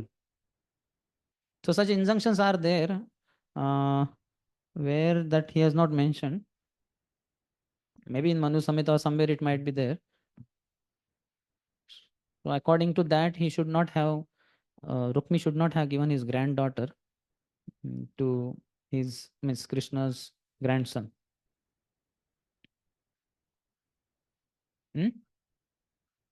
Yeah, granddaughter. Yeah, daughter to Pradyumna. But Pradyumna's son is Aniruddha. So Aniruddha was given granddaughter. In the daughter's case, he arranged Swayamvar to escape the problem of handing over the daughter to enemy's son. But unfortunately, according to his calculation, she put the garland of Swayamvar to Pradyumna only, who was transcendental Cupid, who was beautiful. So then he also thought, okay, okay, Rukmini saved my life. So he gave that. But later on, when he had granddaughter, she also was given to Aniruddha, that is grandson of Krishna. It should be pointed out here that Lord Krishna is not really the enemy of anyone. As Lord Krishna states in Bhagavad Gita, Surudam sarvabhutanam gyatvam shantim ruchyati. One achieves peace by understanding that I am the well-wishing friend of every living being. Although Lord Krishna is everyone's friend, Rukmi could not appreciate this fact and consider Lord Krishna his enemy. Still, out of affection for his sister, he gave his granddaughter to Aniruddha. Finally, we should note that contrary to the prohibition quoted above, one may not give up the basic principle of spiritual life merely because such principles are unpopular with people in general. And Lord Krishna states in Gita 1866, Sarvadharman Parityajya Mamekam Sharanam Braja. The last word in the spiritual duties is to surrender to the Supreme Lord, and that duty takes precedence over all secondary injunctions. Moreover, in this age, Sri Chaitanya Mahaprabhu has kindly presented a sublime process that will attract all sincere people to come to the point of surrendering to the Lord. By following Lord Chaitanya's blissful process of chanting, dancing, feasting, and discussing spiritual philosophy, anyone can easily go back home, back to Godhead for an eternal life of bliss and knowledge. Still, someone may argue that the members of the Krishna conscious movement should not practice in the Western countries those ceremonies or activities that displease people in general. We respond that even in the Western countries, when people are properly informed of the activities of the Krishna consciousness movement, they generally appreciate this great spiritual institution. Those who are especially envious of God will not appreciate any type of religious movement, and since such persons are themselves little better than animals, they cannot impede the great Krishna consciousness movement, just as the envious Rukmi could not impede the performance of Lord Krishna's pure pastimes. So spiritual life, basic principles are most foremost. They should be practiced. Hmm.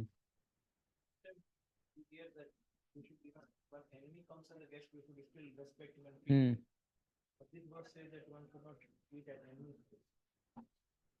Yes. So you can give him prasadam to in your house. In your house you can do that. But you should not take in his house. These are for worldly people. We anyway don't eat food cooked by non-devotees. We take only prasad offered to Krishna, cooked by devotees, offered to Krishna by devotees, and served also by devotees. That is the standard. But worldly, there are many rules. Manu Samhita and many others are given.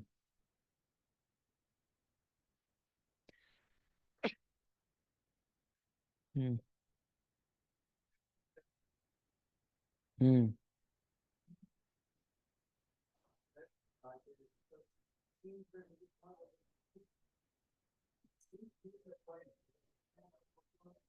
Hmm. Hmm.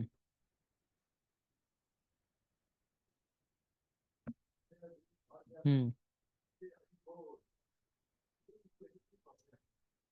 We are doing now, practicing spiritual life and all that. That is, they come, they watch you. You may not know who are they, but they are watching, they are inspired, they are going on. Announcement because they have sponsored, they have given their hard-earned money. So announcement has to be there. Yes.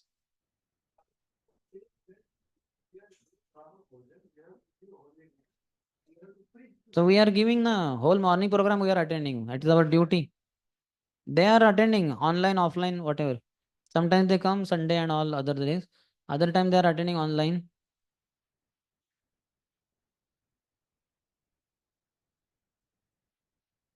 Hmm. Hmm. Yeah. Hmm. Hmm. Yeah. So here we are more fortunate. Our cooks are only cooking. Regular thing only is going on. Only they have sponsored. That's it. Unless they are breaking four regularity principles and you earning money through those things, and that is what we are eating, then it will be.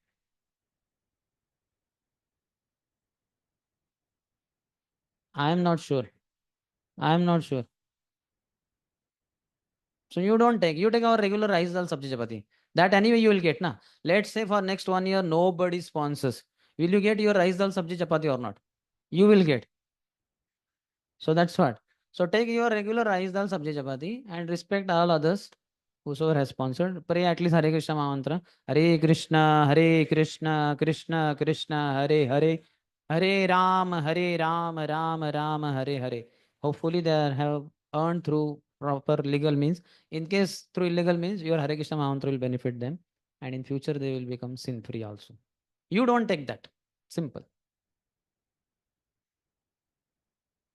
No, no, that's what I'm saying. Supposing next 10 years, or will you not get rice dal sabji chapati daily? You will get. So that's what you are getting. Rice dal sabji chapati is your ma grudha kasya svidhanam. That is your allotted quota. Take that. I will not get into that. See, let us now cover syllabus. Ask Radhesham Prabhu, who is the president. He can better answer. Okay, I don't know whether I was there or not. Okay, so you discussed with Retipati Prabhu, Sarvakshan Prabhu, Radhesham Prabhu. Okay, so what I cannot write so much. You write me the email, then I'll forward. Miss with my name, don't worry. Okay, because the typing so much only our Prabhu is expert at. For me, typing even 2-3 words like calamity.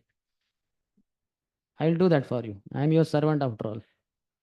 Conditional though, but in future unconditional.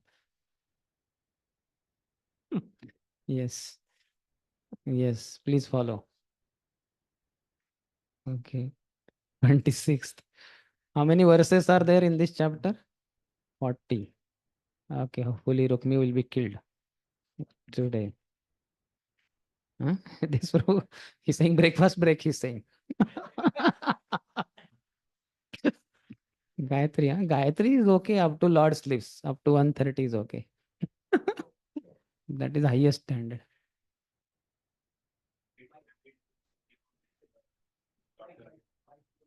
Demoniac daughter. Demon's daughter. He is not demon. He has a demoniac mentality. That is because of his wrong association. Jarasan and all others. Shishupal, they are all his friends. Because of that, he is spoiled. Similarly, Duryodhana also, his another name is Suyodhan also. He was a good fellow, and Dhritarashtra also. When Pandu was cursed in the forest by kingdom sage, Dhritarashtra cried like anything.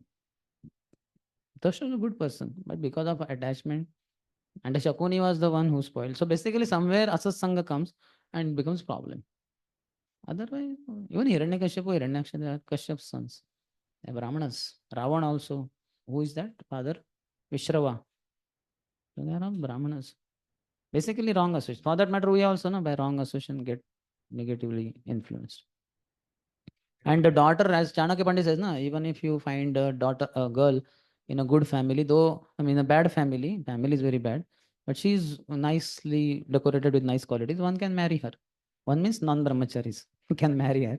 And similarly, even if gold is fallen in stool, one can pick it up, clean it and use it. Like that. That Nichadapi, that verse is there.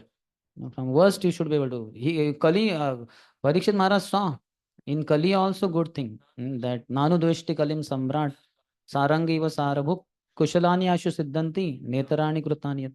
That unless bad things are done, they don't give bad result.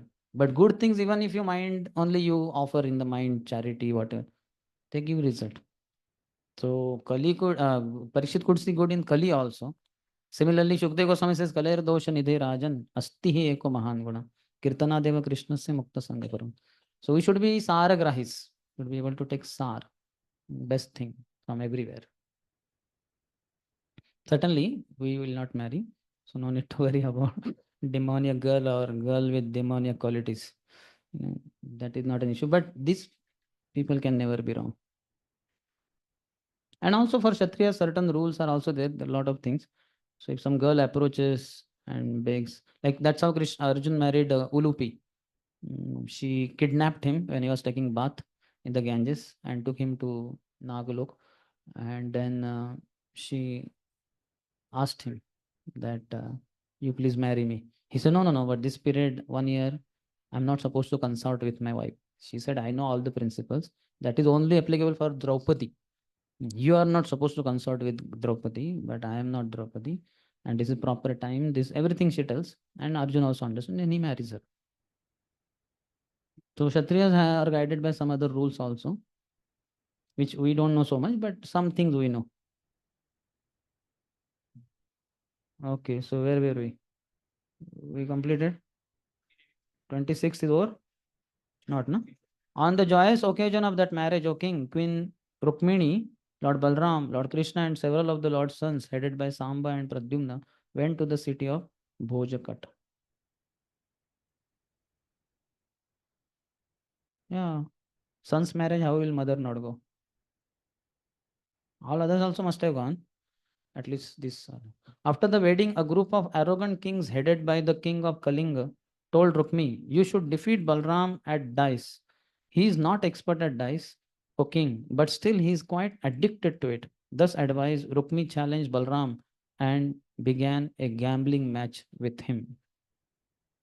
So this is how Asasang is very dangerous. If only he would not associated with that king of Kalinga, Rukmi would have been alive to attend granddaughter's marriage. But poor fellow died. So Asasang can kill also. Either it will kill physically or it will kill the propensity to serve the Lord. Second one is for sure. First one, in case of Kshatriya scenarios, it will kill also. Rukmi, because of Asasanga, got killed. Ajamil also we see that his devotional tendency got killed because of Asasanga. That too, not very closely, from distance only he happened to see that Lokla Shudra and prostitute embracing each other. Yeah, for Kshatriya that allowed. Yeah. It's entertainment. But then it would be like this also sometimes. Like Krishna and he's playing with Rukmini. When that, I believe when Satrajit came inside Dwarka, he was wearing Samantak Mani around his neck. So he was dazzling like anything. And Dwarka Vasis are very innocent. They felt sun god has come to meet Krishna because it was not uncommon. Demigods would on and off come to meet Krishna in Dwarka. So they came running to Krishna's palace in Rukmini and said, "Oh no, Lord, this sun god Vivaswan has come to meet you." He said, "That is not sun god. That is Satrajit, who has got that Samantak Mani. I know, let him come." But that time, what was Krishna doing? He was playing dice with Rukmini, no? Yeah. That's not a problem. Not a problem for them. For us, our dice is inward, not outward.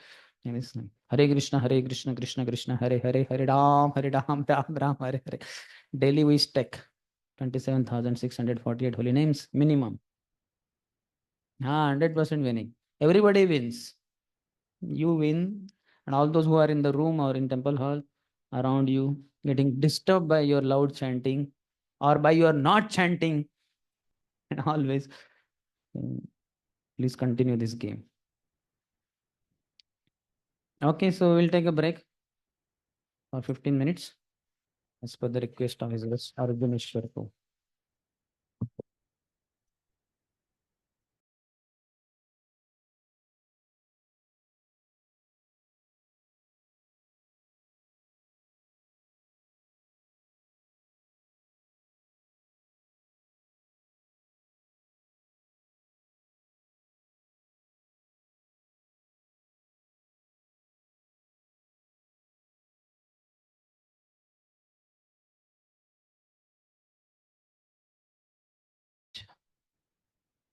Hare Krishna. We'll begin.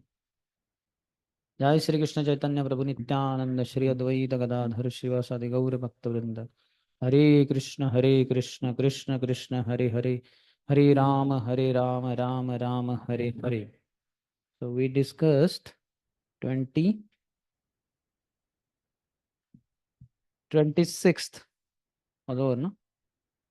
26th Chakravarti Pass says, deciding that it would be difficult to defeat Krishna even in gambling, they told Rukmi to invite Balam to a game of dice. So see how cunning these fellows are. They want to smash Krishna, but okay, okay. Even in dice game, we will not be able to defeat Krishna. So at least let's work it out indirectly through Balram. Somehow trouble Krishna. So that is 28, 27, 28. And 29th. Maybe you could repeat. Shatam sahastram ayutam Ramastatra dadepanam tam tu rukmi ajayat tatra kalingah prahasad dantan sandarshayan uchair namrushat dalayudah. In that match, Lord Balram first accepted a wager of 100 coins, then 1,000, then 10,000, Rukmi won this first round, and the king of Kalinga laughed loudly at Lord Balram, showing all his teeth. Lord Balram could not tolerate this. So you can remember this. We know in one sense, but still 100 plus first, then 1000, then 10,000. I mean, 10 times increasing.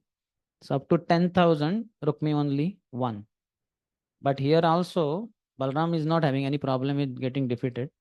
But this fellow king of Kalinga is showing all his teeth, jeering at Balram, laughing at him. So Balram could not tolerate that.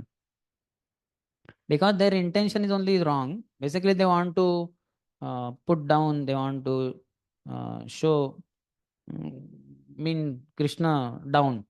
So Guru will not accept. Balramji's behavior means Guru's behavior. That's what we can take more or less. So Guru cannot tolerate. He doesn't mind defeat, but he cannot tolerate Lord Krishna being criticized by anyone. Srila Vishwanath Chakravarti explains that the wagers consisted of gold coins. Lord Balram inwardly became quite angry when he saw the gross offense of the king of Kalinga. 30th. Tato laksham rukmi agrahanaad glaham tatra jayat balha jitavanaham ityaha rukmi kaitavamashritah. Next, Rukmi accepted a bet of 100,000 coins, which Lord Balram won. But Rukmi tried to cheat, declaring, I am the winner. 31st. Manyuna kshubitah kshriman samudra iva parvani jatyarudakshu atirusha nyarbudam glahamadade. Shaking with anger like the ocean on the full moon day, handsome Lord Balram, his naturally reddish eyes even redder in his fury, accepted a wager of 100 million gold coins. So that 1 lakh, that is 100,000 coins, Balramji had won. But no, that is 1 lakh, which Balramji had won, but Rukmi cheated by saying, I am the winner. So Balramji was angry, but okay, chalo. So he accepted the next wager of 100 million gold coins. That is Nirbudam. That means 10 crore, no?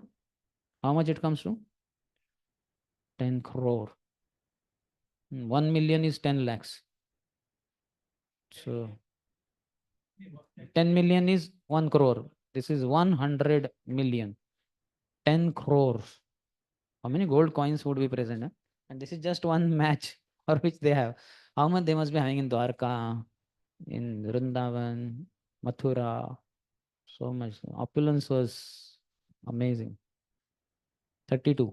Tam chapi jitavan ramo dharmena chalamashritah rukmi jitam mayatre me vadantu prashnika iti.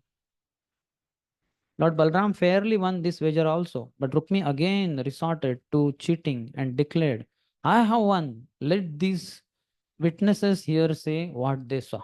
Now, which are these witnesses? His men only. They are all cheaters. Purport. Rukmi undoubtedly had his friends in mind when he called for the witnesses to speak. But even as his witnesses prepared to aid their cheating friend, a wonderful event took place as described in the next verse. Chakravarti says, resorting to deceit, Rukmi said, I have won. The witnesses, Prashnikaha, can testify to this. Prashnikaha, witnesses. 33rd. Tad abravin bhovani. Tad abravin bhovani. Balenaiva jito glahaha. Dharmato vachane naiva. Rukmi vadati vaimrusha. Glaha is the wager. Just then a voice from the sky declared, Balram has fairly won this wager. Rukmi is surely lying. now exposed. Whole matter is very clear. As such, Balram is all knowing, but so to say in Leela, he was accepting, because in one sense humility also will be there, that I am not so good in dice game. I have been defeated many earlier times. So maybe I was wrong. But this king of Kaling cannot be tolerated, because whether he is defeated or won, how can this fellow keep showing his teeth? This was unfair anyway. So he has to get that for that. But now everything is clear. Doodh ka doodh, pani ka pani. Because the demigods don't tell lie. And it was so much of unfair a game that demigods could not resist, and they opened up and they said, this is clear cheating. Balram only has won this wager. Rukmi is lying. Guruji, So, this demigod speaking, so that that is not at all in Kali Yuga. It's like that's just only because. yeah, Kali Yuga, they don't come here and they don't speak also. And this is kind of proper, the Lord is there. They are assistant servants of the Lord. So they will speak it out. Similarly, in Kamsa's, means Devaki Vasudev's marriage also, they will speak because they are assisting Lord. No? That's what was the original request of Brahma, which originally was requested by the Lord only. Soon I'll appear in Yadu dynasty and I'll need assistance of demigods. Tell them to come in Yadu dynasty. So they all had come. Hmm. In order to increase Balaam's fury, so that he would kill sinful. Chaitanya Mahaprabhu's time also, that don't go to Vrindavan. So that also. That is also by demigods. Because he has appeared mainly for spreading Sankirtan movement and he has not even begun it. So that's the reason. So previously, demigod. For that, the Chaitanya Mahaprabhu time, even Vibhishan came, na? Chaitanya Mangal, Lochan Das Thakur says, how an huge personality came from south, above the ocean. And then as he came, he landed, then he became like normal. And he started. And that one Brahman was following him. And that this fellow, he asked him, where are you going? He said, I have come to take darshan of Lord here. So he thought, okay, and he's following. And then instead of going to Jagannath temple, he took right and he entered in Gambhira. And the conversation happened, long story. But afterwards, again, that Brahman asked, you did not go only to take darshan. He said, what are you saying? Did I not meet the Lord? Who? Chaitanya Mahaprabhu is only Lord. That was a surprise. So demigods should personally also come. Just like Garbhastuti when Krishna was in the womb of Devaki. Similarly, Garbhastuti when Chaitanya Mahaprabhu was in the womb of Shachi. So when Lord is there, these demigods will automatically be there directly. Every evening when Krishna would be returning from grazing the cows, the Brahma, Shiva, they would be lined up to worship him. And here Mother Yashoda would be worried. Why? What happened? Why Krishna is not coming? She would ask the tallest gopi to go on the top of the tower and see whether he is returning or not. Then she would climb and she would watch.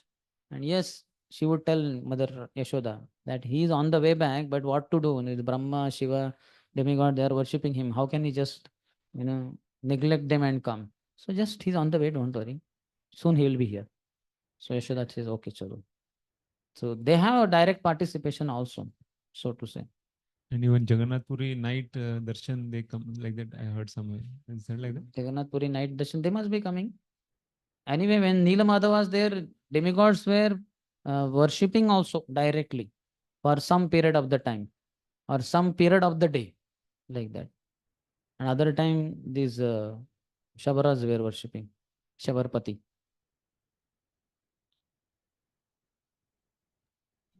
So this was. Hare Krishna. I have one question. Yes. Hare Krishna. Who is that? Yeah. Sri Chaitanya. Ah, yes. So, you are telling that demigods never lie. I also had heard that.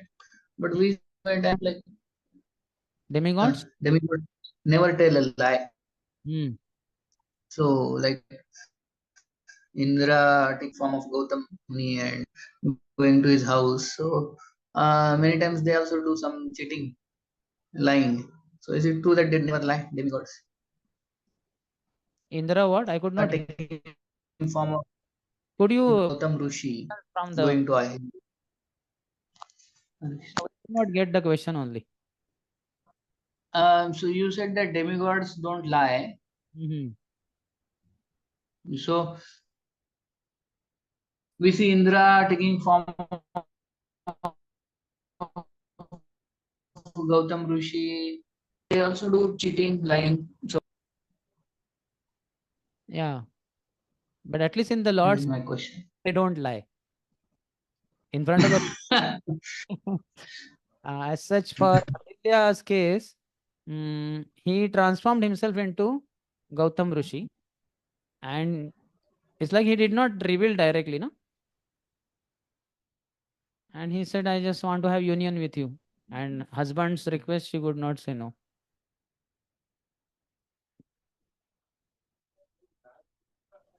Hmm.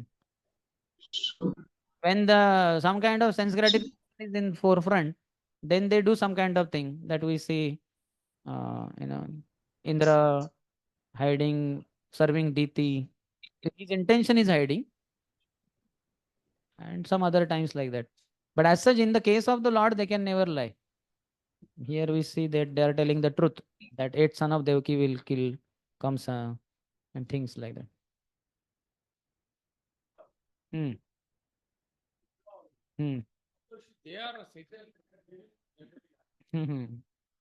Yes, our Madhav Seva Prabhu is adding in demigod Saptarshis and many others will come. 60,000, what are they?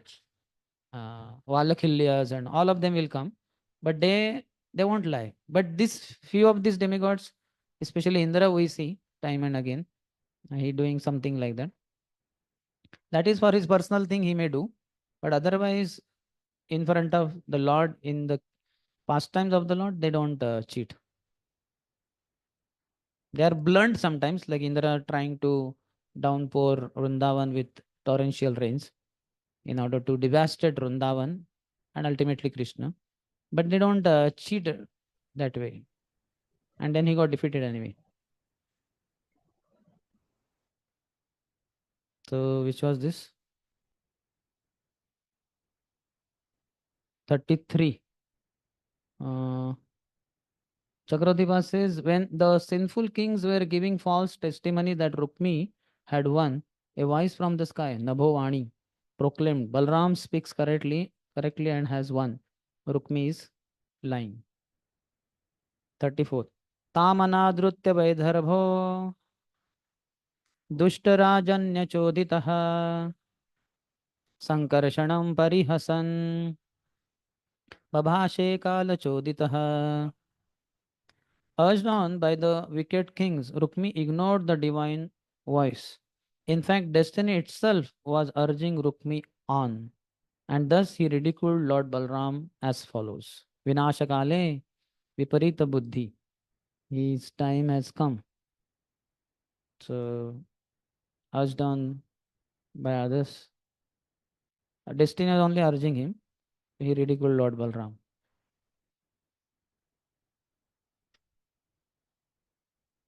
This actually, this game, like cricket and all, we have umpire, right? To say who has done what and all. So here there is nothing like that in this big matches. Demigods are only acting now then. They are Because they forgot to appoint maybe. So they got self-appointed.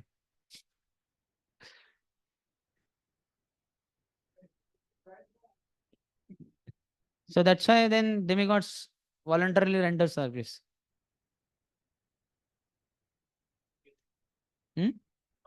हाँ वो तो है ही.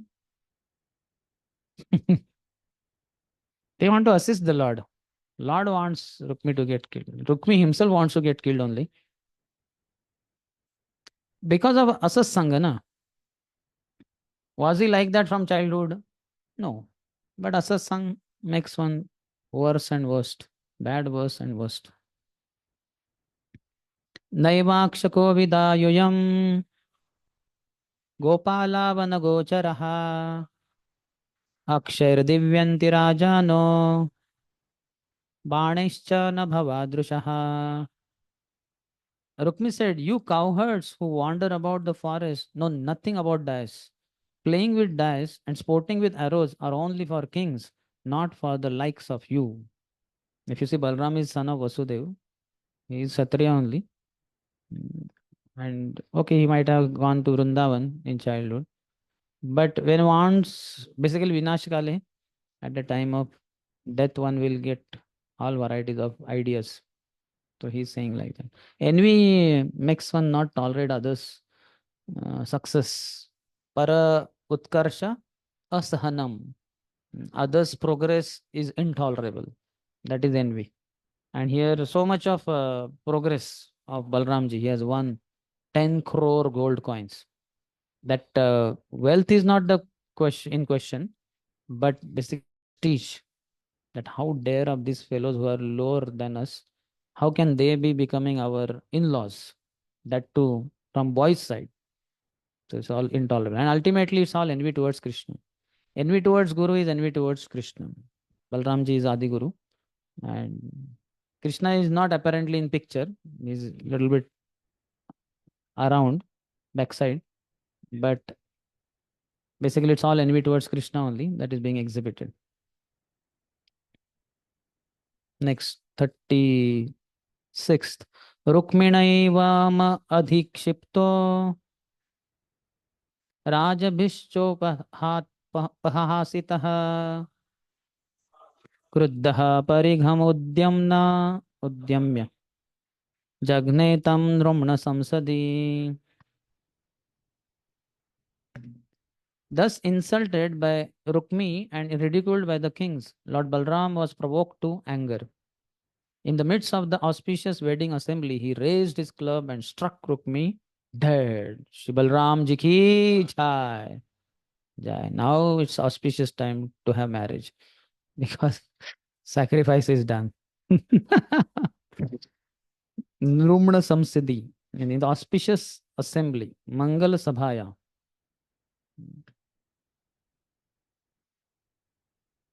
Narbali hona chahiye na kuch to. In the auspicious wedding assembly in Rumna Samsadi, that is Mangal Sabhayam, Balram raised his club and struck Rukmi dead. So we can see how Lord can be, Balram Guru can be merciful also. When we have, you must have read that when Krishna was about to, at least he shaved him anyway, that was more than death for Rukmi. But then when Balramji came, who had been fighting with the other kings who were against Krishna, he smashed them all. He said that whole Vidarbha, he made it upside down. The items they got from, they get now also from below the earth there, where Bhishmak's kingdom now also is there.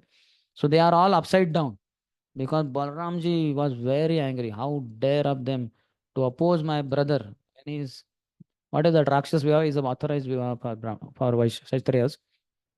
So he alone wiped them off and then he came rushing. But by that time, here Krishna had shaved Rukmi. Then Balramji speaks, you must have heard how he speaks. And Krishna, is this the way? Are, he is after all your Sala, brother-in-law. So you should not disfigure him like this. Then he says to Rukmini, but you should also understand that bad people get the reactions for that and all that. And then he speaks to Krishna, he giving tattva like anything to both the parties and both accept anyway. Okay, fine. So what is the final thing? He should be spared. No, fine. We spare him. So Balramji only helped him, saved him, spared him, and now Balramji only smashed him. So Guru can elevate us and Guru can purify in this way also, depending on our attitude. There, that fellow was somewhat humble. He was humbled anyway because of the insult by shaving his head in a very peculiar way. Half the mustache was removed, only half remaining, like that. Sometimes we shave head and we don't shave this, thinking that that is not so much grown. But we feel so much of guilt inside, so much, it's mismatch. It's hardly anything. Yesterday you had shaved this and today you have shaved head. So it's not so much. That too, this was blunt only. But still that matter. For this fellow who is a Kshatriya, we are anyway supposed to be Brahmanas, quote unquote. And this fellow is a Kshatriya and his half mustache is fully removed. How odd it would be like when he enters in Boj cut, because other half he cannot remove, like the yogis sometimes uproot their hair. He has to go to kingdom and get it properly shaved. So how he would be entering? Imagine like Daksha without with the goat head. Every time going in front of mirror to decorate, he would be like, how to put earrings now. Because the ears are like this kind of, they are hanging.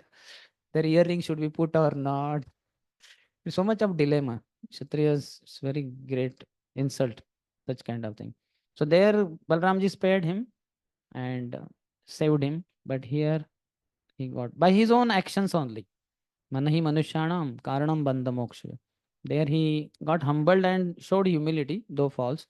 Here he was outrageous. He was arrogant and he was a cheater. So then he could not be spared. So Balramji killed him. That is 36. 37. Kalingarajam tarasa gruhitva dashame pade dantan apatayat kruddho yo ahasad vidvrute dvijahi. The king of Kalinga, who had laughed at Lord Balram and shown his teeth, tried to run away. But the furious Lord quickly seized him on his 10th step and knocked out all his teeth. So you can imagine he's going with maybe full speed, he's going. 1, 2, 3, 4, 5, 6, 7, 8, 9, 10. Finished. Smashed. All his teeth. Knocked out all his teeth. But teeth were shown. In Marathi, there is saying, Hastil tanche, dat distil. Those who laugh, their teeth will be visible. Means how they are, what you call, uneven or whatever, bad they are, not brushed properly. Dantavakra had all his teeth curved only, means they were all zigzag, they were not proper. That's why name only Dantavakra. All Danta is Vakra only. So that's why one should not laugh at this. It's not just for that the sake of that saying, but one should never laugh at others. One can laugh with others, but never laugh at them, because that shows envy, that shows arrogance, that shows false pride. Once His Holiness Radha Swami Maharaj said something, I think in Hindi he said some word, ekha, something like that. And all the devotees laughed in the audience. So Maharaj said, I don't know whether you are laughing at me or laughing with me. Maharaj also laughed. But everybody was laughing with Maharaj. They were not laughing at Maharaj. They were happy.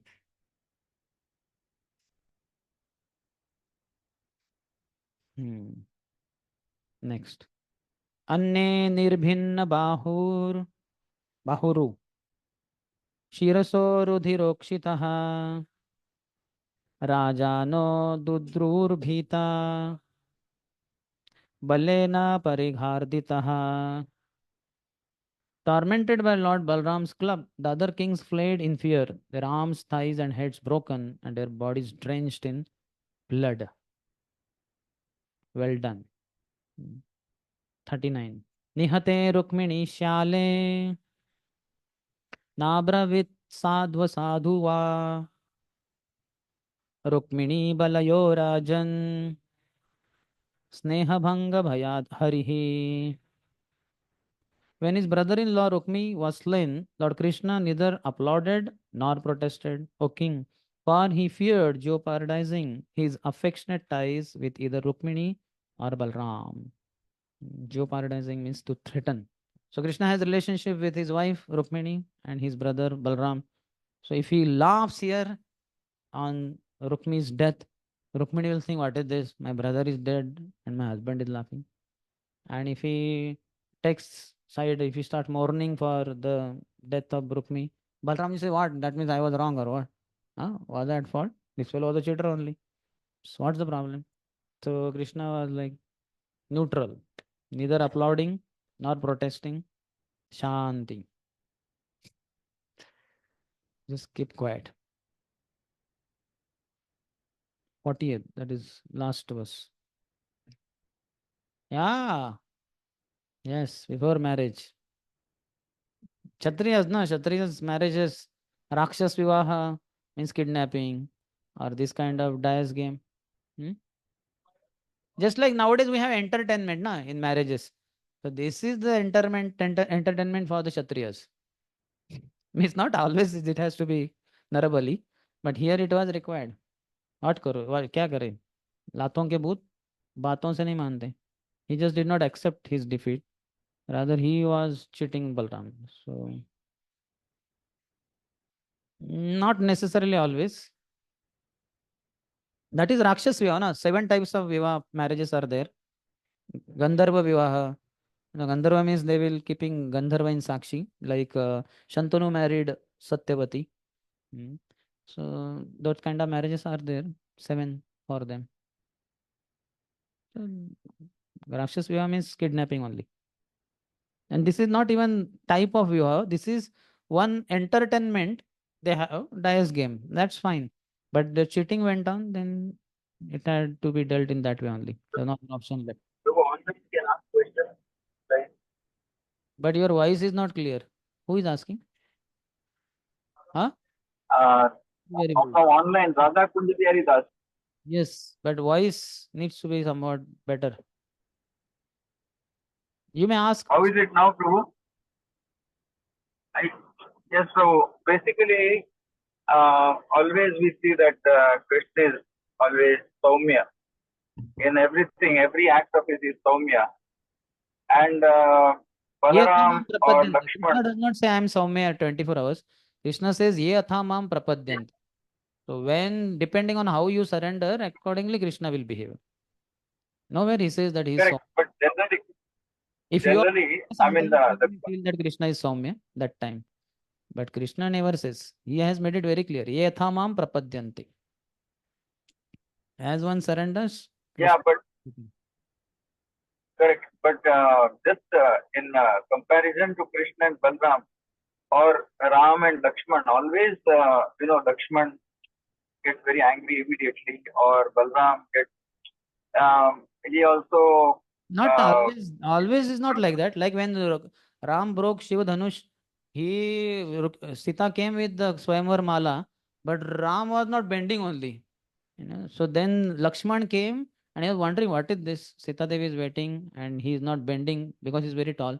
So Lakshmanji at once fell at the lotus feet of Lord Ram, touched his feet, and then Ram bowed down. And what happened? What happened? And then as he bent, immediately Sita Devi offered the garland. So there we find that Lakshman is bending and like that. So it is not just one kind of behavior. It depends whatever is required for the pastime to be very relishable. They will behave accordingly. so here another thing is that Rukmi, is there any commentary on like why death to Rukmi? In the sense, was it apt, Because he and was how we cheated. can No, see, understand it? he was supposed to get killed in the hands of Krishna only that time. But okay, chale, one devotee, pure Yeah. devotee of the Lord, Rukmini begged on behalf of Rukmi. So because my brother, etc. So he got spared. But anyway, he had to be dead by that Kshatriya insult. So that time he was spared. Now he should have behaved. No? He should have been very grateful to Balram that Balram chastised Krishna when he was insulted that way. That so much Balramji is magnanimous. But instead of being grateful to Balramji, this fellow is trying to look down Balramji, rather cheating only. So then लातों के भूत बातों से नहीं मानते हैं. Shastra doesn't work, then Shastra only has to work. Knowledge has 5 factors. One of them is gratitude. So gratitude was Yes, not there with this fellow. This is ignorant fool. But still okay, चलो somehow he was spared. But now he is जैसे ना जिस थाली से खाया, जिस हाथ से खाया उसी में चबाना, So that is not proper. So this fellow is doing that. One should be grateful to Guru that despite one's fallen nature, Guru accepts him. But then if one goes against Guru only, yasya aprasadat nagati kutopi. What is the destination? One will go to hell only. So he has to die. He should have been very grateful to Balramji, and he should have felt at his lotus feet and all that. But he did not do only. Rather, he cheated. Okay, last verse, 40th. Tato aniruddham saha suryaya varam ratham samaropya yayukushasthalim ramadayo bhojakatadasharha siddhakhilartha madhusudanashrayah. Then the descendants of Dasharha, headed by Lord Balram, seated Aniruddha and his bride on a fine chariot and set off from Bhojkat for Dwarka. Having taken shelter of Lord Madhusudan, they had fulfilled all their purposes. So they got daughter or granddaughter of Rukmi also, and Rukmi, who misbehaved, he was also killed. So all their purposes were fulfilled. Purport. Even though Rukmini was very dear to all the Dasharhas, her brother Rukmi had constantly opposed and insulted Krishna since Rukmini's wedding. See, this is long-lasting enmity. we only are seeing that time what happened in marriage and now what is happening in this 2 generations later marriage. But in between also that fellow, every occasion, every kind of party occasion, they must be coming together, and this fellow every time will be looking wrongly at Krishna and thinking of pulling his leg down. So this was long lasting enmity. Thus, Srila Vishwanath Jagati Thakur explains the associates of Lord Krishna could hardly lament Rukmi's sudden demise. So nobody lamented. Nobody cried tears, no, nothing like that. And just they had flower garland exchange between the bride and bridegroom, offered akshata, flowers, feast they had, and they came back. Some Rukmi's son must have done final rites afterwards. They had here procession all the way back to Dwarka with all the instruments and all that. Nobody bothered about this fellow's death. Nobody laughed at him, but nobody lamented also. Commentary. With all their desires fulfilled, they put Aniruddha on a chariot with his new bride, Suryaya, and departed for Dwarka. Even though Rukmini was very dear to all the Dasharahas, they were extremely satisfied with Rukmini's sudden death. Rukmini was also happy within. See, Rukmini was also happy within, since her affection for Rukmini was only external.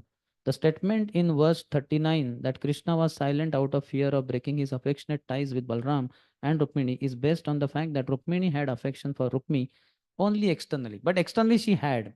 It's true, no? Means one's brother, according to social conduct, etc. So she cannot break her relationship with her brother. But this fellow is against Krishna, against her service to Lord. Anybody who tries obstructs our service to the Lord will be upset with him. Anybody who obstructs our devotion to Maya, that will be happy to the degree we are great, sincere devotees. But anybody who tries to hinder our service to the Lord will be upset. So Rukmini was not happy with her brother's behavior. But okay, chalo, social custom, brother is. She did not stay where? Yeah, how will she stay? Her son, grandson's marriage is there, no? She, yeah, after marriage, a girl belongs to her husband only. The other family. That's what was the problem with Sati. She was so much feeling all my mother has come, my sisters have come, and such a huge function. Let me go, let me go. Shiva said, no, no, you stay here. Your father doesn't like me. But she gave up her husband.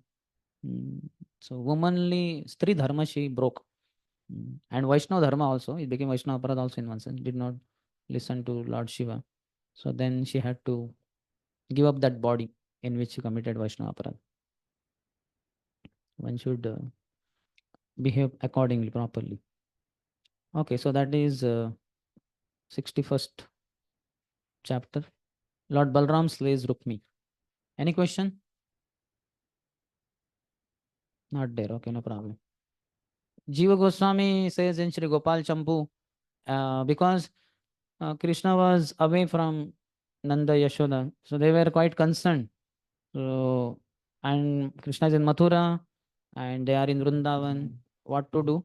So then Nanda Maharaj arranged 2 messengers to go from Vrindavan to Mathura regularly. And like that, 50 teams. So 100 messengers were there. They were going like this. You understand? At any given time, somebody is always there to see the fresh thing, what is happening. And by the time they leave, they have not yet reached Vrindavan. Next group of messengers will reach. Like that was arranged. So 100 messengers in teams, 50 groups were there. So eventually when Krishna shifted to Dwarka, after that all fight with Jarasandha, etc. So then the messengers started going to Dwarka then. Because now Krishna is not here. They are mainly for Krishna's thing only. So here Nanda Maharaj asks, so what happened? You know, that such a nice marriage happened. Krishna's grandson, Aniruddha, got married to this one. What is her name? Her name was mentioned? Rukmavati's daughter, no? Surya is a Sanskrit word for, I don't think that, is that her name? That is Sanskrit word, no? Newly wedded wife. That is not her name. Name is not mentioned, it seems. But anyway, Rukmavati is, or what, his Rukmi's granddaughter. So Nanda Maharaj is very happy. So it married, it got very nicely. So the long-lasting enmity got over. And Rukmi was uh, in good terms with Krishna. That is Nanda Maharaj Kanvi. He's a very simple man. So then the Duta says, yes, that enmity got over for all time. What? For all time? Yeah, that is all time over. No? No. And then he got elevated, not in the relationship. He went to the next world only. I said, what? Next world? What are you saying? Nanda Maharaj doesn't know. So please tell clearly what you mean. Then he tells the whole story, which is more or less same only. That how this Rukmi arranged this dice game and Balramji could not tolerate. So ultimately Balramji struck him on the head with his mess, with his club, and killed him. So Nanda Maharaj, after hearing all the cheating that Rukmi did, so he also felt, okay, it's worth it in a sense. This fellow is like that only. And they all came back to Dwarka. Yes, any question online? In chat box, something is there, it seems. You are able to see? Are you able to see? Nothing? Yes. I was thinking about the beginning of the class where you were saying about, this syndrome of I know is very dangerous. Actually. So That kills our brahmacharya, because brahmacharya means student life. yeah, so Everybody else, even grahasthas are supposed to be brahmachari, grahastha brahmachari. Vanaprasthas are also supposed to be brahmachari, vanaprastha brahmachari. Sannyasis are also supposed to be brahmachari, sannyasi brahmachari. And even matajis are supposed to be brahmachari. Mataji means brahmacharyani brahmachari. Everybody has to practice brahmacharya. so means Vidyarthi. Vidya ka arjan. Always eager to learn. To learn. So Prabhupada also writes in 9.34 purport that one should cultivate knowledge of Krishna continuously. What is that favorable cultivation? It is to learn from a bona fide teacher. Like that Prabhupada goes on saying. So many places we see that. Even yesterday's lecture, Prabhupada's lecture is saying, Prabhupada Bhagavatam class, he was saying that Thursday. Thursday, recent lecture. Anyone who is advanced in Krishna consciousness, ask him any question like this. He will give full answer without any doubt. That is perfection of life. We must know Krishna Tattva. And then he's saying, simply try to understand Krishna, study Krishna. And Krishna is giving about himself. You haven't go to speculate just like so many, etc. So, while living in Brahmacharya ashram, also, it seems that we need to know more about Krishna, what Prabhupada is saying. And when we are trying to know, then we hear sometimes that, okay, this theoretical knowledge is not much important, What is important is, like morning I was mentioning you. So how do we balance these things? Here Prabhupada appears to say, and we see the instructions of our spiritual masters, they are saying that, study Prabhupada's books regularly with scrutiny, etc. No? Even Radhanath Maharaj instructions, they are very clear actually. There is no ambiguity anywhere. Then where is this question comes where we should not much go into this zone of theoretical knowledge? Theoretical knowledge about Krishna is Krishna. No?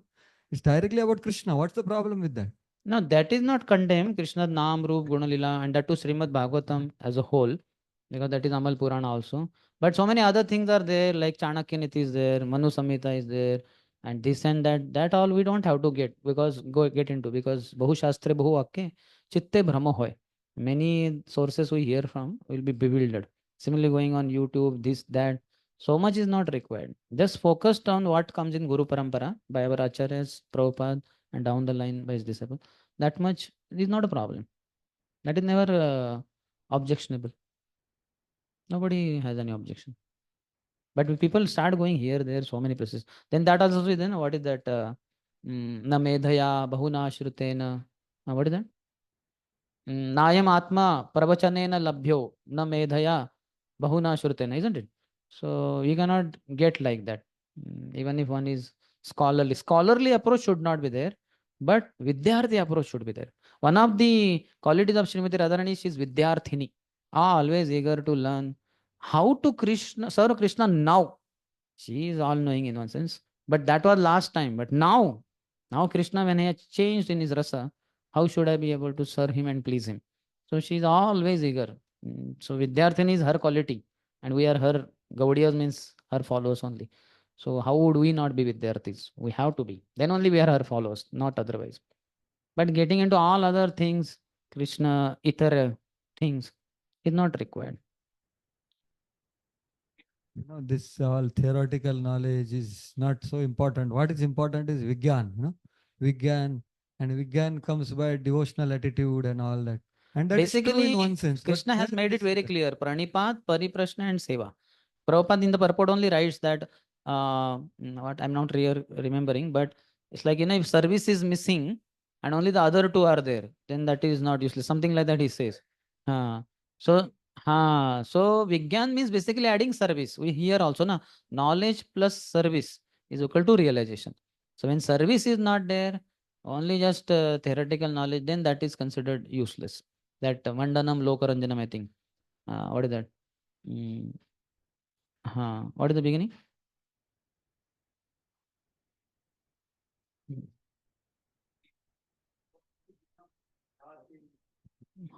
Basically, something.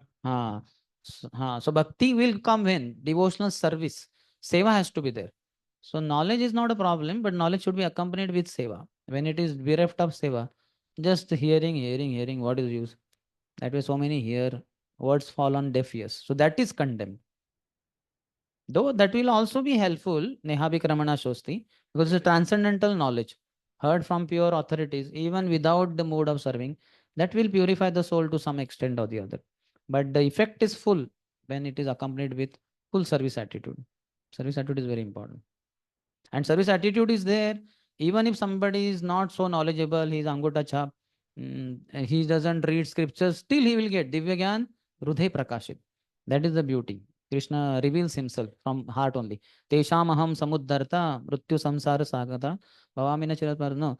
Tesham ajnanajam tam. What is that? Tesham evanukampartham aham ajnanajam tamaha nashayami atma bhavasto jnana deepena bhasvata. So I, dwelling in their heart with the torchlight of knowledge, I will illuminate them. So that way hearing is useless, means without service. And with service, it is high class. How it can be without service? I can't understand this fact, means which is said many times. When there is no submission, then it is not service, no? Just like you're standing on the railway. Knowledge is all about submission only. It is telling you that. You're on the station somewhere, you're standing, suddenly somebody can, sir, Maharaj, thode prashna hai aapko, and he has no attitude to serve you. He has not learnt it by surrendering in bona fide sampradaya. He just wants to get answer. That's how Jigyasu also in one sense. He has just Jigyasa. He doesn't have desire to serve Krishna. Then it will be a problem. But somehow he has come with some inquisitiveness. And after associating with devotees, somehow by their blessing, if he develops some attitude of serving, then he can also become elevated. He can be becoming a devotee of the Lord. Otherwise, many of them may go away. Artho, Jigyasu and Artharthi. But Gyani will not go away because he has come only after many lifetimes in search of absolute truth. What it was not clear for him. Now it is clear because he has come to Krishna, Vasudeva. Yes.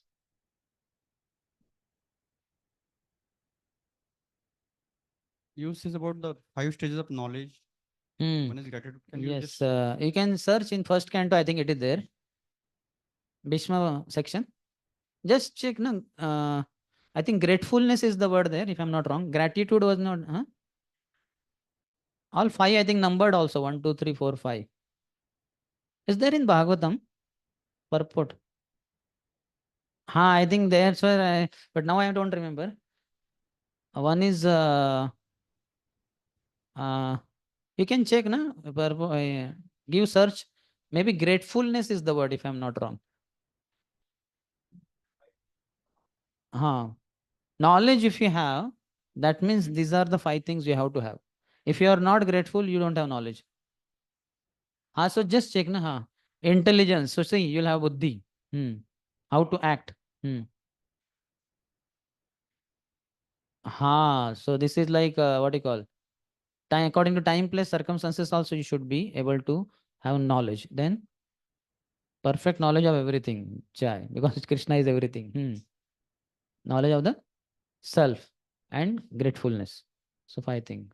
1.16.26. So gratitude has to be there. So that's how do we find now these people who left ISKCON because some Baba and something they heard. So what gratitude do they offer to Prabhupada? So thus they will be bewildered.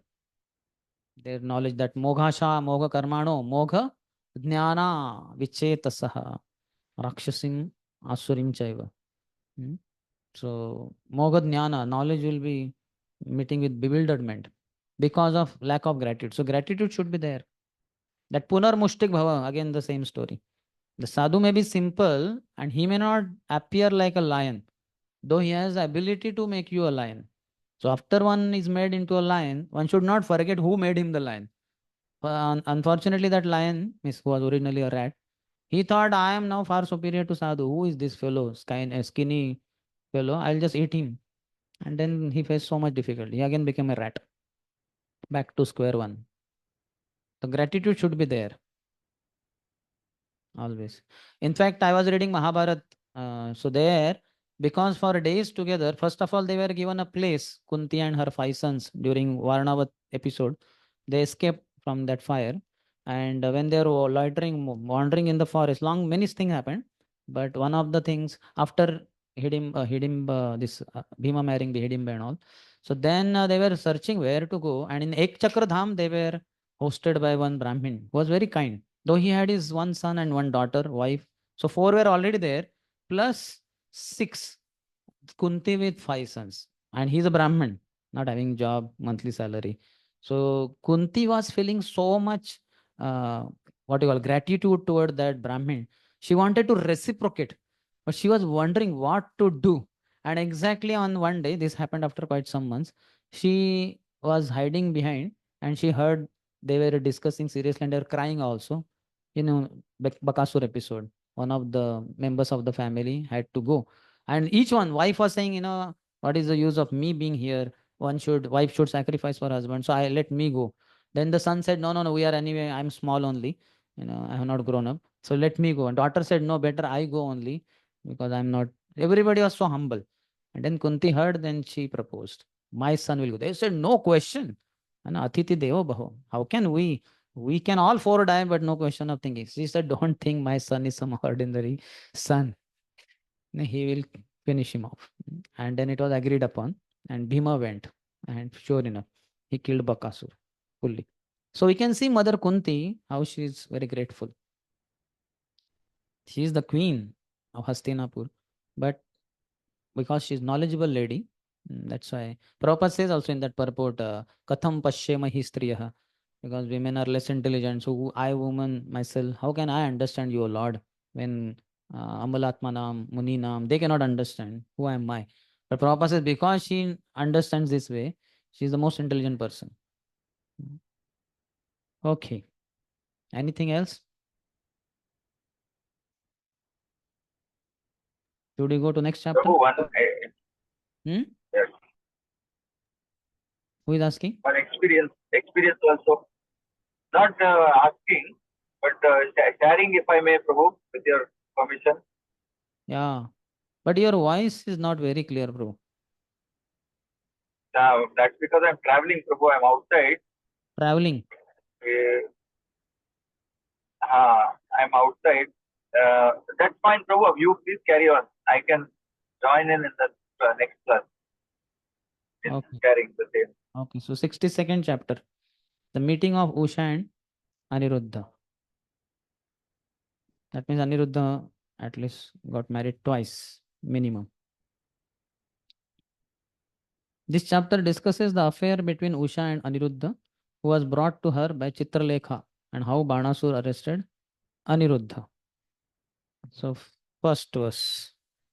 Shri Rajo Vacha Banasya Tanayam Usham Upameye Yadutamaha Tatra Yuddham Abhudghoram Harishankarayor Mahat Etat Sarvam Mahayogin Samakyatum Tvarhasi. King Parikshit said, the best of the Yadus married Banasu's daughter Usha, and as a result, a great fearsome battle occurred between Lord Hari and Lord Shankar. Please explain everything about this incident, O most powerful of mystics. Was it mentioned anywhere?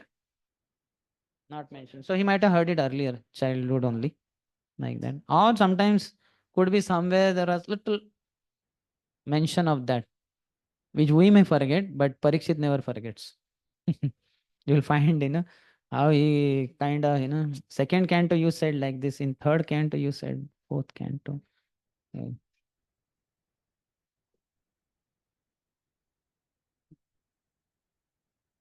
And in commentary, yeah, okay, generally Acharya is mentioned then, in case it was earlier somewhere, slightly mentioned. So most likely he heard it in childhood only, from Pandavas or somewhere, from Uttara.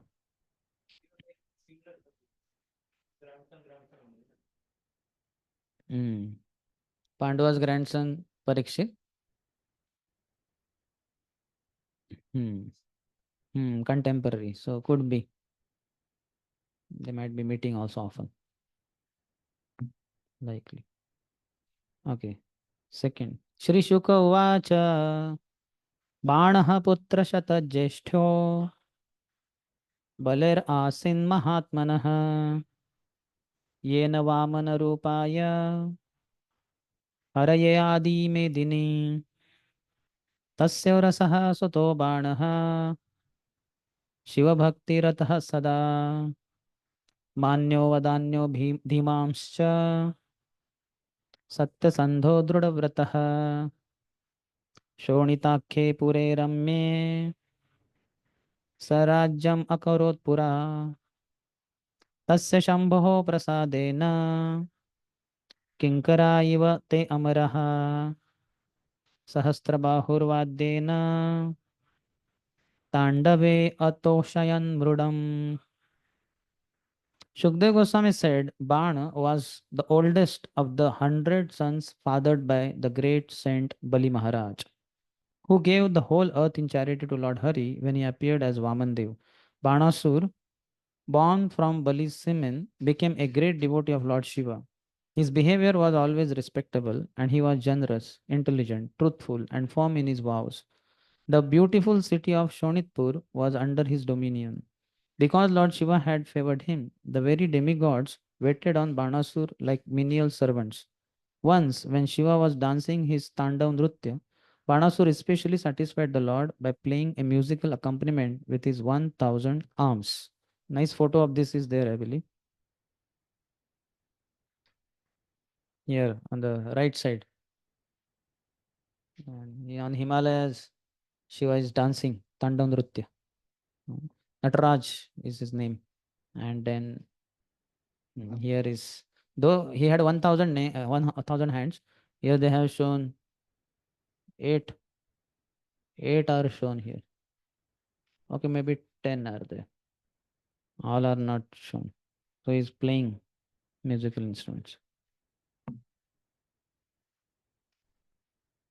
So anybody who assists us in our service, we become pleased. So Shiva was very pleased. Bhagavan Sarva Bhuteshaha Sharannyo Bhaktavatsalah Varena Chandayam Asa Satam Vavre Puradhipam. The Lord and Master of all created beings, the compassionate refuge of his devotees, gladdened Banasur by offering him the benediction of his choice. Bana chose to have him, Lord Shiva, as the guardian of his city, protect them. So he also appears like Arjun, who when given a choice whether Lord Narayan or Narayani Sena, he chose Narayan over Narayani Sena. So Bana also appears like that, but there is some problem there. He wants him to be guardian there. He's more concerned. Anyway, he will be getting blessings of both Lord Krishna as well as Lord Shiva. He has been blessed in one sense, but better blessing. Fourth. Sa ekadaha girisham parshvastham virya durmadaha kiritena arkavarnena samsprushastat padambujam. Banasur was intoxicated with his strength. One day, when Lord Shiva was standing beside him, Banasur touched the Lord's lotus feet with his helmet, which shone like the sun, and spoke to him as follows. So you will come to know how there is some problem with Banasur. Fifth. Namaste Tvam Mahadeva Lokanam Gurumishwaram Pumsam Apurnakamanam Kamapuram Parnasu said, "O Lord Mahadev, I bow down to you, the spiritual master and controller of the worlds. You are like the heavenly tree that fulfills the desires of those whose desires are unfulfilled."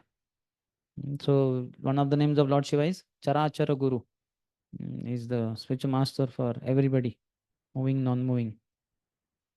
And he is Vancha Kalpataru also. Vaishnavanam Yatha Shambhu. He fulfills the desires of those whose desires are unfulfilled. Kamapuram. What is the word? Kamapura Amara Angripam. A tree of heaven, fulfilling desires. Kamapura. Sixth.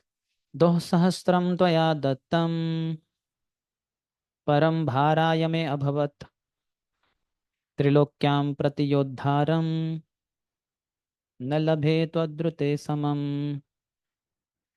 These 1,000 alms you bestowed upon me have become merely a heavy burden. Besides you, I find no one in the three worlds worthy to fight. See the fellow. He wants for his own pleasure, he wants Lord Shiva to entertain him by fighting. So though here is not two, though is the arms. And Sahastram is the word. How many? 1,000. Though means arm. According to the Acharyas, Banasur's subtle implication here is this. And so, when I have defeated you, Lord Shiva, my world conquest will be complete and my desire for battle satisfied. See the fellow. He wants to have superiority of him established all over the world. In commentary, Chakravarti Bhas says, Banasu said, since you can fulfill all desires, you should dissipate my sorrow. Except for you, there is no one suitable for me to fight with. The implied meaning is, if you mercifully fight with me, then I will be freed of my sorrow, from my unfulfilled urge to fight. Defeating you, I will become world famous as the conqueror of all directions. So appearing to be serving, but basically engaging others in his service. He wants to establish his superiority. And how confident he is that he would be able to defeat Lord Shiva. Big personalities could not defeat Lord Shiva. And this fellow is very confident. Seventh. Kandutya nirbhutair dorbhir yuyutsir diggaja naham adyayam churnayannadrin betaste api pradudruhu. Sanskrit is such a language, your tongue will twist in all directions while reciting the verses. And that's how tongue will become very fluent. The best language for making one expert is Sanskrit. One person who came here for some Sanskrit Sammelanam, his holiness Bhakti Rasamrita Swami Maharaj was predominating that.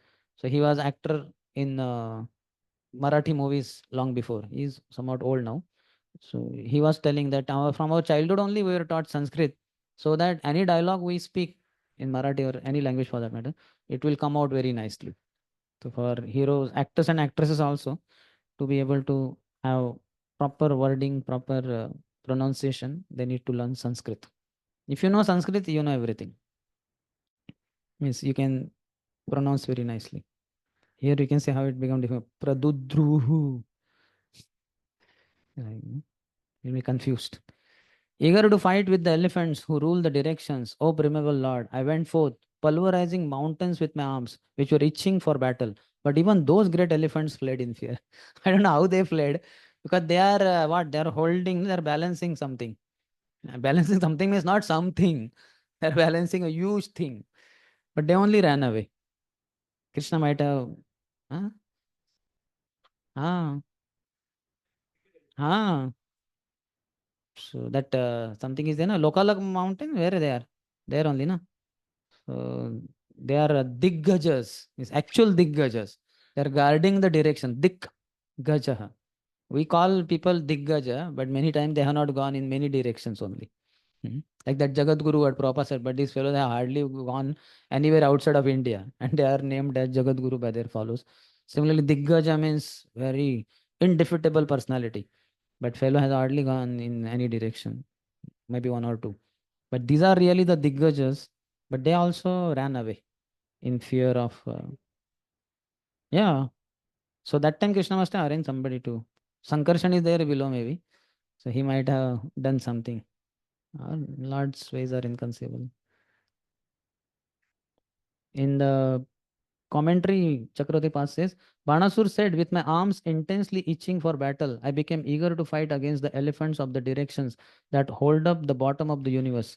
O primeval one, I went out with the intention of conquering all the directions except the northeast, where you reside. See his loyalty, chastity, his greatness. Except Lord Shiva's direction, he conquered all the directions. Seeing me pounding the mountains into powder in order to relieve the itching of my arms, the elephants of the directions became afraid. So tell me, unless I fight with you, how can I relieve my itching? If it is not relieved, how can I remain peaceful? Therefore, do not find fault with me. So these fellows, they don't have that service attitude. They want dominating position. Like Eklavya also. If he was really true disciple of Dronacharya, the first instruction itself that this is not for you, forget it. He should have forgotten. But rather he learnt it hidingly. And then when Dronacharya came saying, asking for uh, Guru Dakshina, give me your right hand thumb. He said, yes, why not? And then he is giving. So people see that other part and what kind of service he rendered. But the first service, what about the first service? First service first, second service second. But first service only he did not render. And second service he performed. Everybody glorifies him. So ultimately, who killed Eklavya? Krishna himself. One fine morning, Krishna got up, went in the forest where this Nishad community was, and he only killed Eklavya. Because they would, every time Kuru soldiers would go to exact taxes, these fellows hiding in the mountains and all, they would throw stones, arrows, and drive them away. Never paid the taxes. So it was enough. Krishna only killed him. So no kind of discrepancy would be acceptable by the Lord. 8th. Tachrutva Bhagavan Kruddaha Ketaste Bhajjate Yada Taddarpagnam Bhavenmudha Samyugam Matsaменate. Hearing this, Lord Shiva became angry and replied, your flag will be broken, fool, when you have done battle with one who is my equal. That fight will vanquish your conceit. Conceit means pride. Purport. Lord Shiva could have immediately chastised Banasur and personally destroyed his pride. But since Banasur had been such a faithful servant of his, Shiva did not do so. He earlier rendered service, but now he wants to engage, he wants Shiva to render service to him. This is a problem with improper Sharanagati. But Lord Shiva is still grateful. Okay, this fellow earlier served me.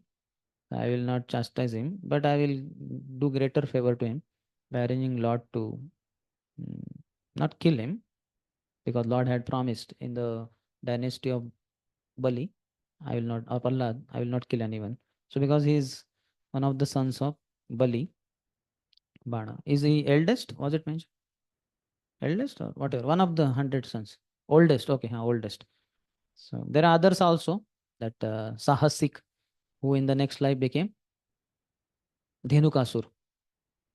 Because in the cave, this fellow with one of the heavenly damsels, he was having sexual act. And that's where one sage was sitting in, maybe Durvasa or somebody. And in his sexual feat, he just kicked. And then that happened to be kicking to that sage. And then he got up and said, what nonsense. In this dark cave where I'm meditating, who is the one doing all nonsense? You're kicking like a donkey.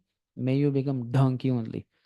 So Sahasik was so Sahasik, quite chivalrous he had to become.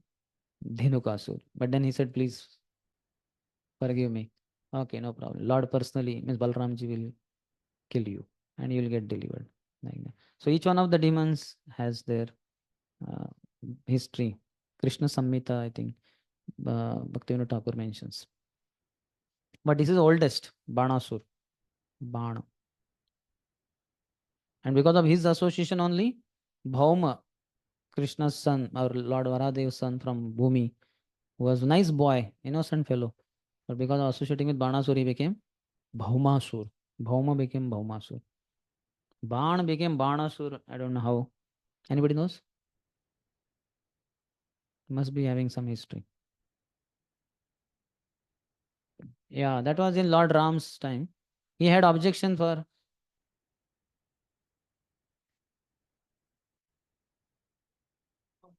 Narakasur, Bhaumasur, one and same.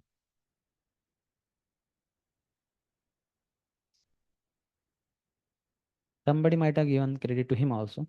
That we don't know.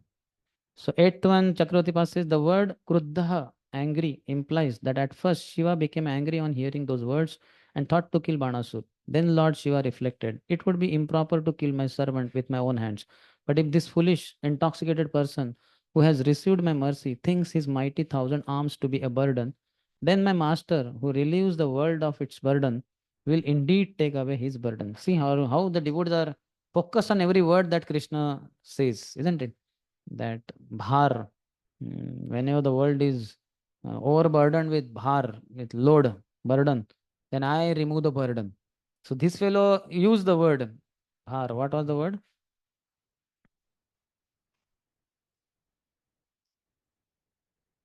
Bharaya me abhavat. Param bharaya me. Param bharam is becoming too much of a burden. It's only a burden, heavy burden. So please relieve me of this. Hmm. He wants to play with Lord Shiva only. Considering this, Shiva spoke angrily. When your flag marked with a peacock is broken, you will fight with someone equal to Samena, me. He states this to gratify Banasur. The real meaning, however, is you will fight a person with unlimited splendor. Samena, Sa means with, and Ma means splendor. With splendor. And that fellow did not understand what it means. He thought, yeah, okay, I'll get some equal match and I'll defeat him. He doesn't understand what exactly is being told. Banasur had been such a faithful servant of his, Shiva did not do so, did not kill him. Ityuktaha kumatirhushtaha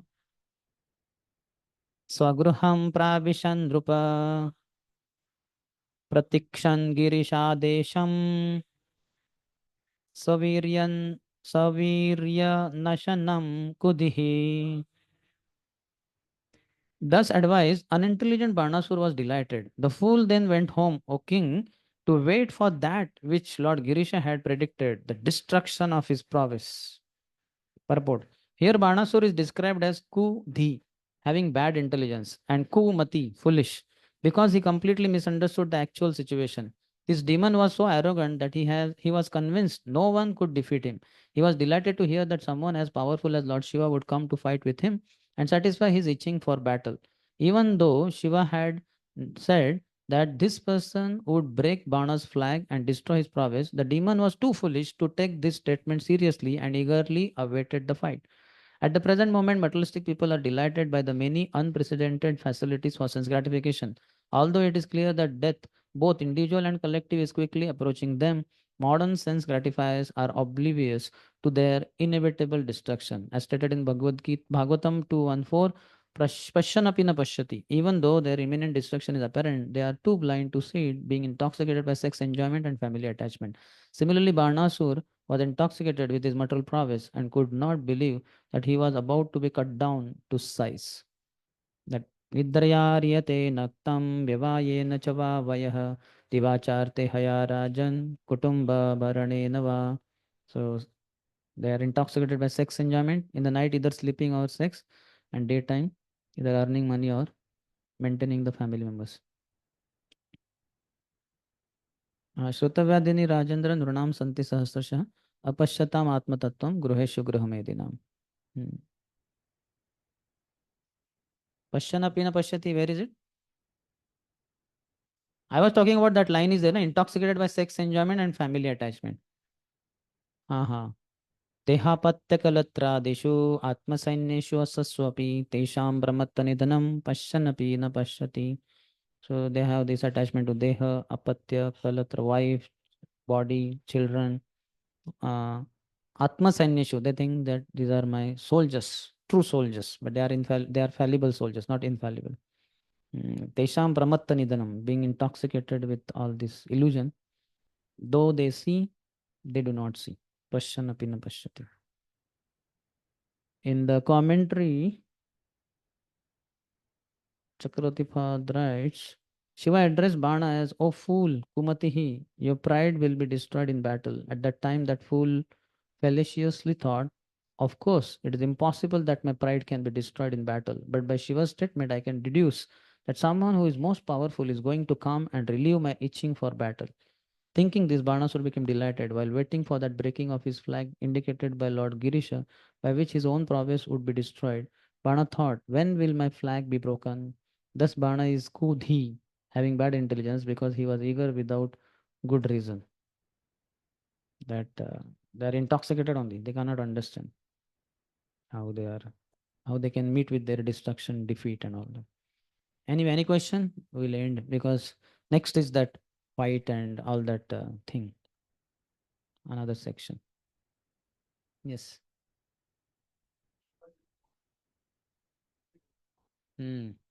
He's he only has kind of disciple only, and he has served him and all that. So such kind of response, even Such things. does such thing happen here also, in the sense of someone, new person comes and one can guide him, but he comes for with different desires. So what is our way to respond? Like Shiva only, or because Shiva seems to be so very Generous towards him. generous and Because of his kind. connection, na? He is after all Bali's son, na? He's not some outsider or something like that. It's a great lineage, all the way Prahlad, Virochan, Bali, and others are also nice devotees, other sons. 100, we don't know all of them, but some, few. So Bana is coming in good lineage. And he is devoted to Shiva. Okay, some Shiva, those kamaisthaiste ritagyana, prapadyante anya devata. So the fact that somebody goes to somebody, means demigod apart from Krishna, it's understood he'll have some material desire. So this fellow has some material desires which are acceptable by Lord Shiva. But Lord Shiva has another side of being a pure devotee. So he will award him the association of his supreme master only. Yeah, yes. Lord Shiva would only plead for him.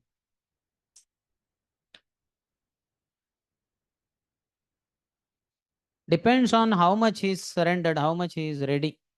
He is that much one will take keen interest.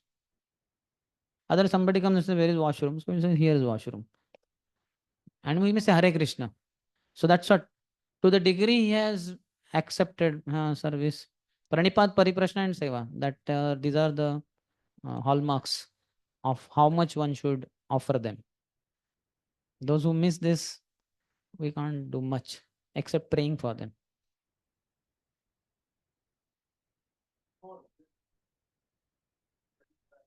Yeah. Even we also sometimes behave like that, no, towards some devotees. It's like working relationship and all that. Certainly, we cannot be in Krishna's position to have very high class relationship with everyone. So some will have working relation with some deeper, intimate, like that. So no problem. As long as there is no cunning, bad intention and bad behavior, then also is not a problem, because such a person also will be rectified by Lord's purifying arrangement. Ultimately, everything is happening for good only, for everyone. Yes. Which timeline?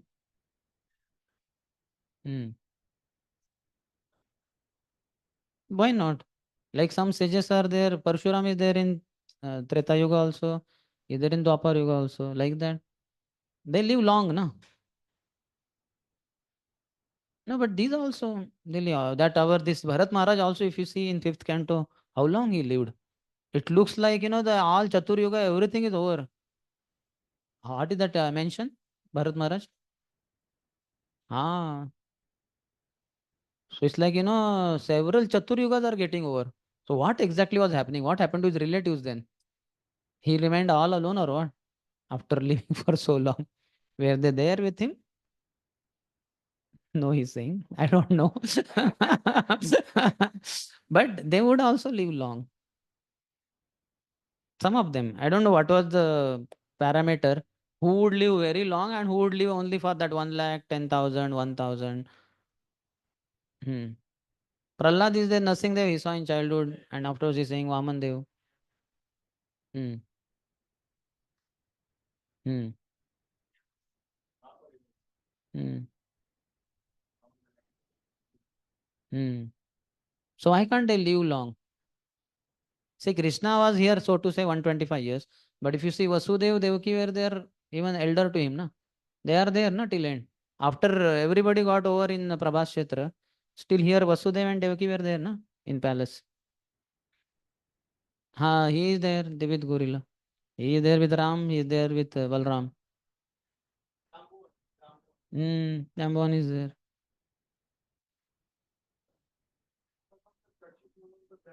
Ha, ha. Acha. And the next. Hmm. Okay. Some of them would live very long. I don't know what was the parameters based on which these individuals will live long. I don't know what is that, but they were living long time.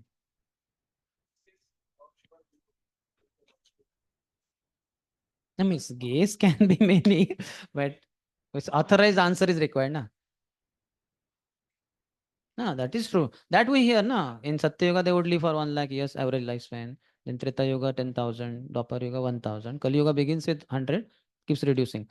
But then these few individuals have apparently not transgressed, but they have been excelled long living. On what factors we don't know. Miss, I don't know. Hmm? Varade was long before, no? Yeah. So that also you see. Varade, when was he exactly? The Padma Kalpana. 51st year of Brahma,